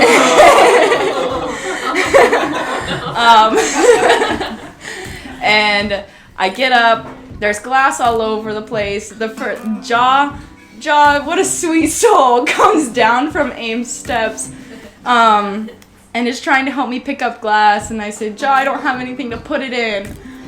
One of my friends from volleyball passes by with her boyfriend that was there for the meeting, and says, I think I have a Subway bag. I was like, thank goodness. Unsustainability at its finest, coming in handy.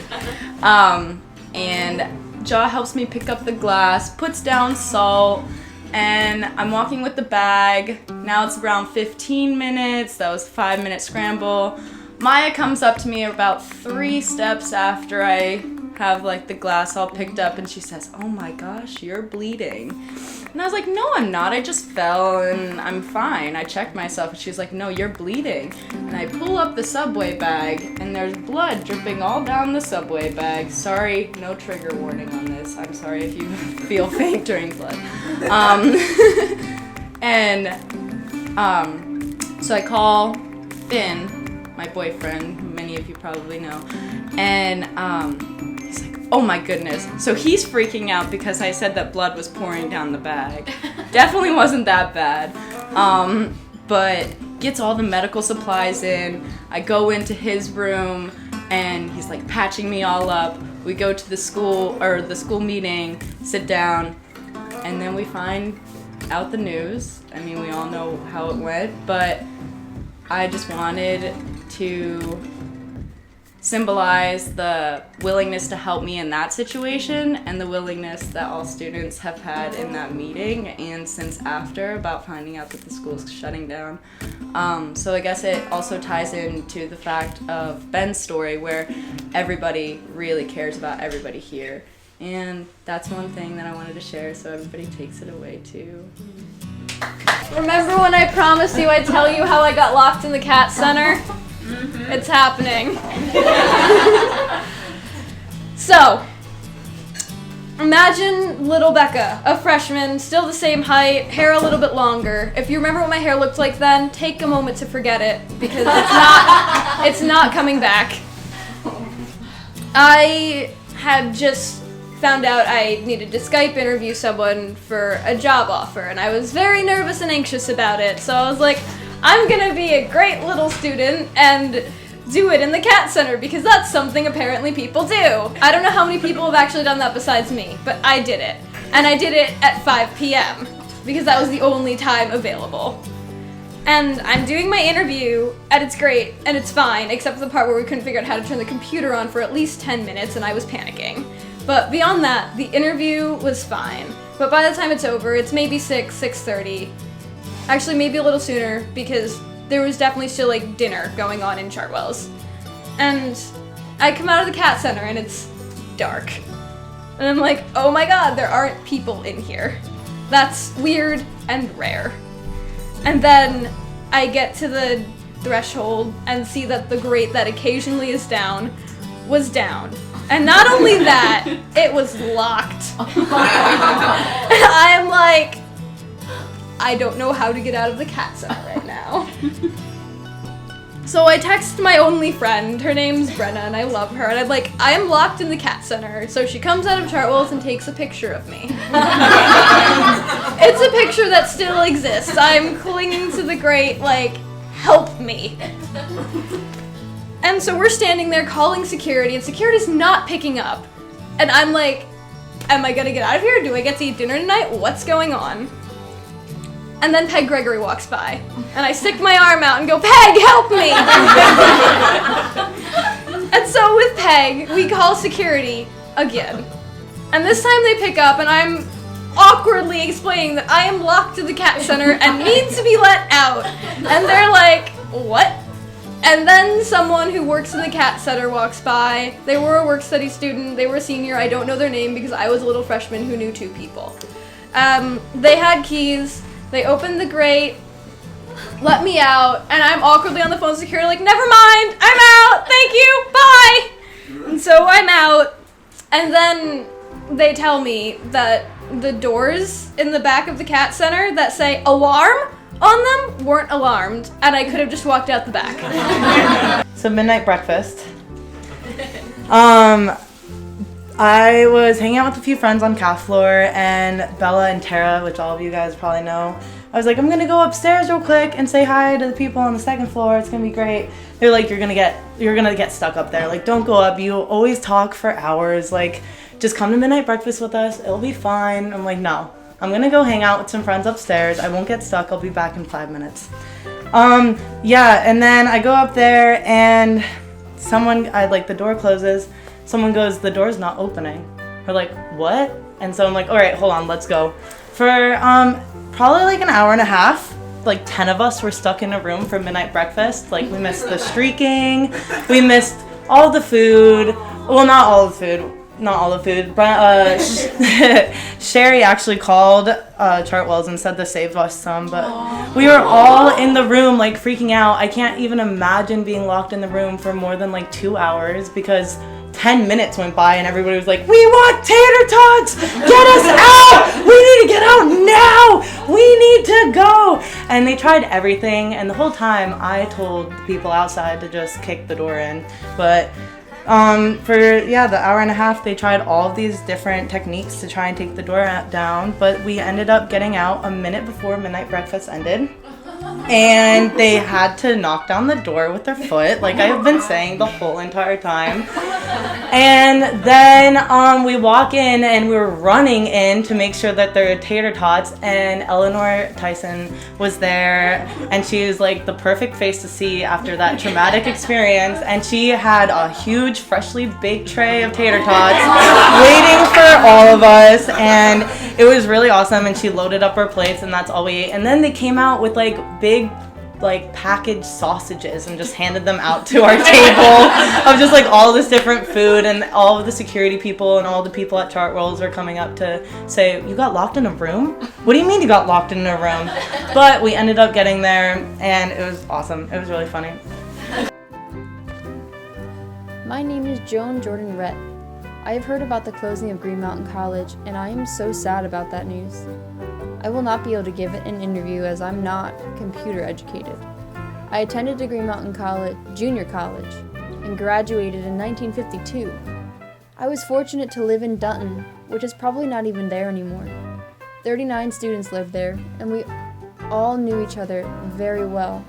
We had a great house mother whose name was Mrs. Weber. She kept us straight and was a super lady who went on to serve as a house mom at UVM after we graduated.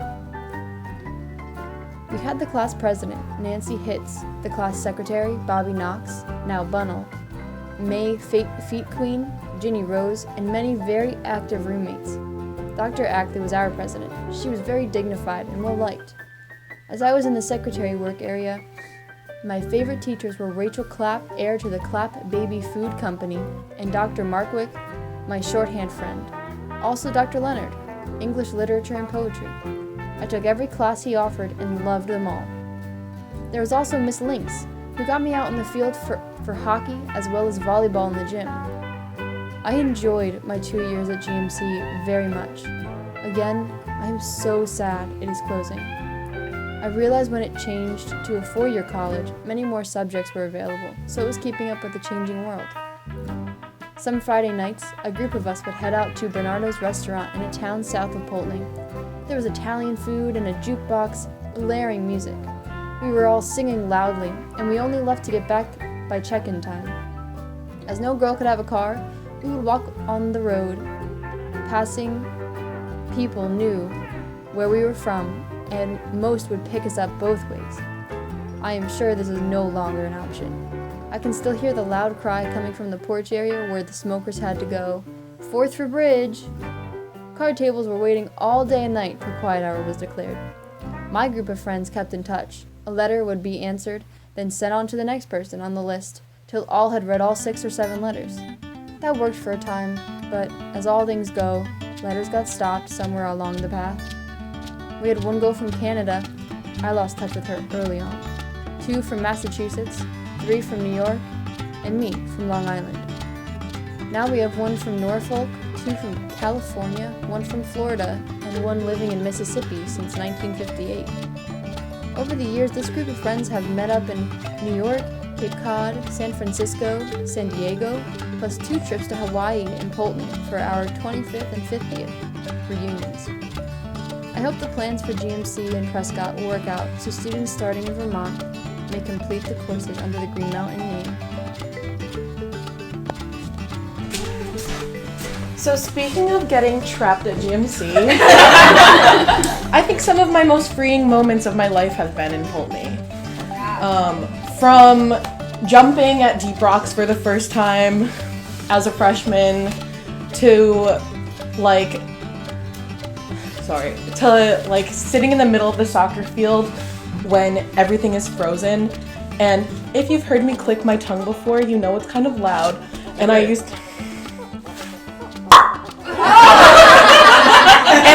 to love I would lay in the soccer field when it was snowing, and I'd look up at the sky and I would click my tongue and I could hear it bounce down the river and see how far it could go. And I used to have friends who would I don't do this as much anymore, but when I was a freshman, I was like, yeah, echolocation, I'm gonna utilize this. So I'd see someone on that far end of campus and I'd click to them and they'd be like, Sam O'Connor! And then I would always get texts from people being like, I heard you, I can't see you, where are you? So I've toned down because the paranoia I've instilled within the people I love was becoming a bit outrageous. And when I think back on like my fondest memories of GMC, I think about one of these freeing moments. So my first semester here, I was down at the fire and someone came up to me and was like, hey, let's go run.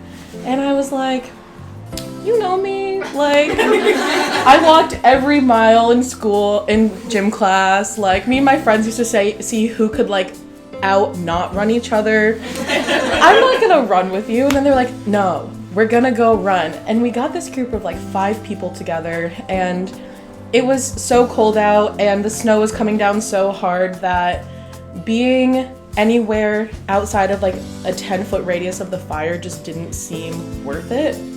But here we go, we like put socks on our hands and just bundled up, and we ran down towards the path, like kind of towards Pebble Beach from the fire. And it was like the most enthralling moment of my life. Everything was frozen, but it was still snowing, and the trees were just like cascading over me, sparkling like unreal shit, like not real. And like, yeah, I fell behind everyone, but I just like had my head back and I was laughing and running and everything around me was shining. And then I fell. And it didn't make it any less miraculous. I rolled over onto my back and I just saw these like glass branches reaching out above me and the snow coming down. And it was friggin' awesome. Vermont winters are a gift, and they're unlike anything I've experienced before. And I'm sad to see the last of the snow melting out. But it's supposed to snow on Friday, so hopefully we get some more magic before we have time to do some more freeing swimming and jumping and all that jazz. So I have a similar story of just like running around outside behind campus. So it must have been last spring, so a year ago from now. And I don't know if any of you knew Jacob Nelson well, but if you didn't know Jacob Nelson, one thing about him is that weather excited him like a child. Like anytime it snowed, even like a couple little snowdrops, Jacob would come running out and screaming at like 8 o'clock in the morning, "It's snowing!" He's like, "Oh my god, it's snowing!" And everyone's like, "Oh my gosh." But he just was always so overexcited and really always adventurous too. Like anytime it was raining, he wanted to go run in the rain, snowing, he wanted to go play in the snow, and I would usually be like, "Oh, I'd love to, but I can't," that kind of thing. So there was this one night when a bunch of us were up on Sesti, and some of you who are here were there, so you'll probably remember. But a bunch of us were up on Sesti, and just like so abruptly, it started torrentially raining. Like ridiculous rain like I've never seen. Thunder was rocking the floor. Lightning was like illuminating the halls. It was like the whole 9 yards. Huge thunderstorm. And everybody starts screaming because Jacob was there. And Jacob's like leading the call of the wild. Like, "It's raining!" And so everybody, we're in the common room, and everybody runs into the kitchen and throws, except me, throws the window up and climbs out onto the roof. And takes all their clothes off, I think, at that point. And just starts running around in the rain. And I'm like thinking logistics. I'm like, oh my god, like it was warm outside today. Everyone's windows are open in their rooms. Like someone's gonna get struck by lightning. I have to make sure everyone's okay. So I stayed in the common room for a while. And then every time the lightning would strike, there was like this uproar of just like, woo! Yeah! And so it got to a point where everybody couldn't contain their excitement anymore. On the roof, they would have just floated off, and that wouldn't have, So everyone was like, we gotta go right now. We gotta go outside. We have to go into this storm. And I'm like, are you okay? So I run into everyone's rooms while everyone's like running around the floor, like everyone's half naked, and I'm like, gotta close the windows. So I go into everyone's rooms, the floors are completely flooded, and I'm like, who's gonna mop this up? So I close everyone's windows, and I just make it outside at the tail end of this like parade going out, and so everyone runs out into the back field, and by this point, the funny part is that it like stopped raining almost by the time we made it outside, but it was still raining a little bit. And we found water instead on the ground because it floods so much in the backfield. And Jacob was like, mudslide, let's mudslide. And so I was like super skeptical at first. But we all started mudsliding, like running as fast as we can and then just diving headfirst into the mud. And it was the most fun that I think I maybe have had, at least since I've been a child. Just like rolling around in the mud and like running and diving in and the water like splashing up, and for a second I felt like I was gonna just go straight down into the ground, into this like underground ocean where I could breathe or something. And it was so much fun. And then more thunder and lightning started to roll in, and everyone's like, all right, like we gotta go back now. And me, who at first was like, are you guys sure we should go out there? I'm like, we're not going inside, like bring it on. I'm like running further out into the field, like summoning the thunder and lightning. I'm like, yeah, more storm. And everyone's like yelling, we gotta go in. This is all on the fly. I don't know what to say. Okay, we have to say Lux Fiat Forever. Alright, at the same time. Yeah, 1, 2, 3. Lux Fiat Forever! And with that, I say, Lux Fiat Forever, GMC. Lux Fiat Forever. Lux Fiat Forever. Lux Fiat. Lux Fiat Forever. Lux Fiat Lux Fiat Forever. Lux Fiat Forever.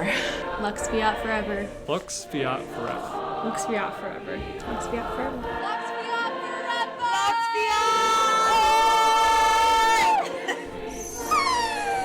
Lux Fiat Forever, GMC.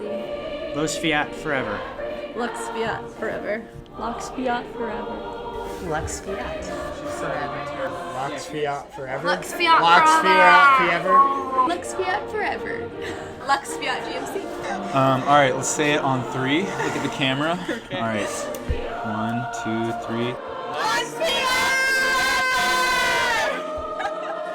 Lux Fiat Forever. Lux Fiat Forever. Lux Fiat Forever. Lux Fiat Forever. Lux Fiat Forever. Lux Fiat!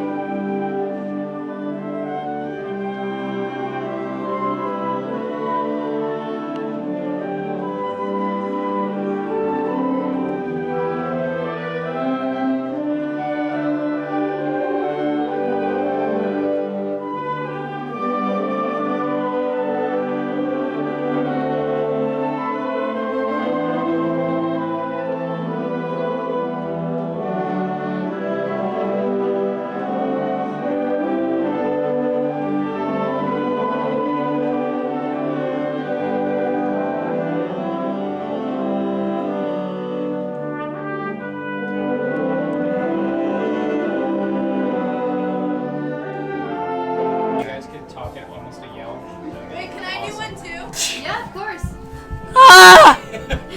Wait, can you hear the other ones?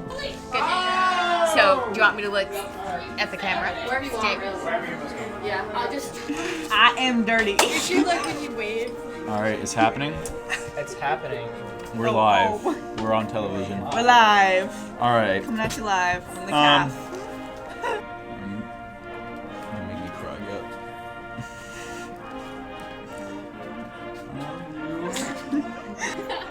Perfect. Thank you guys. Thanks. Just one here that I've enjoyed, but honestly, like all the time. Oh my god. All the times. Yeah. I mean, it's like I'll never forget it for sure. You know? Me neither. But it can be really irritating. Yeah. Sure. I don't know. I don't know much else. I don't know if that was too negative or that was alright. That was positive. Yeah. All right, here we go.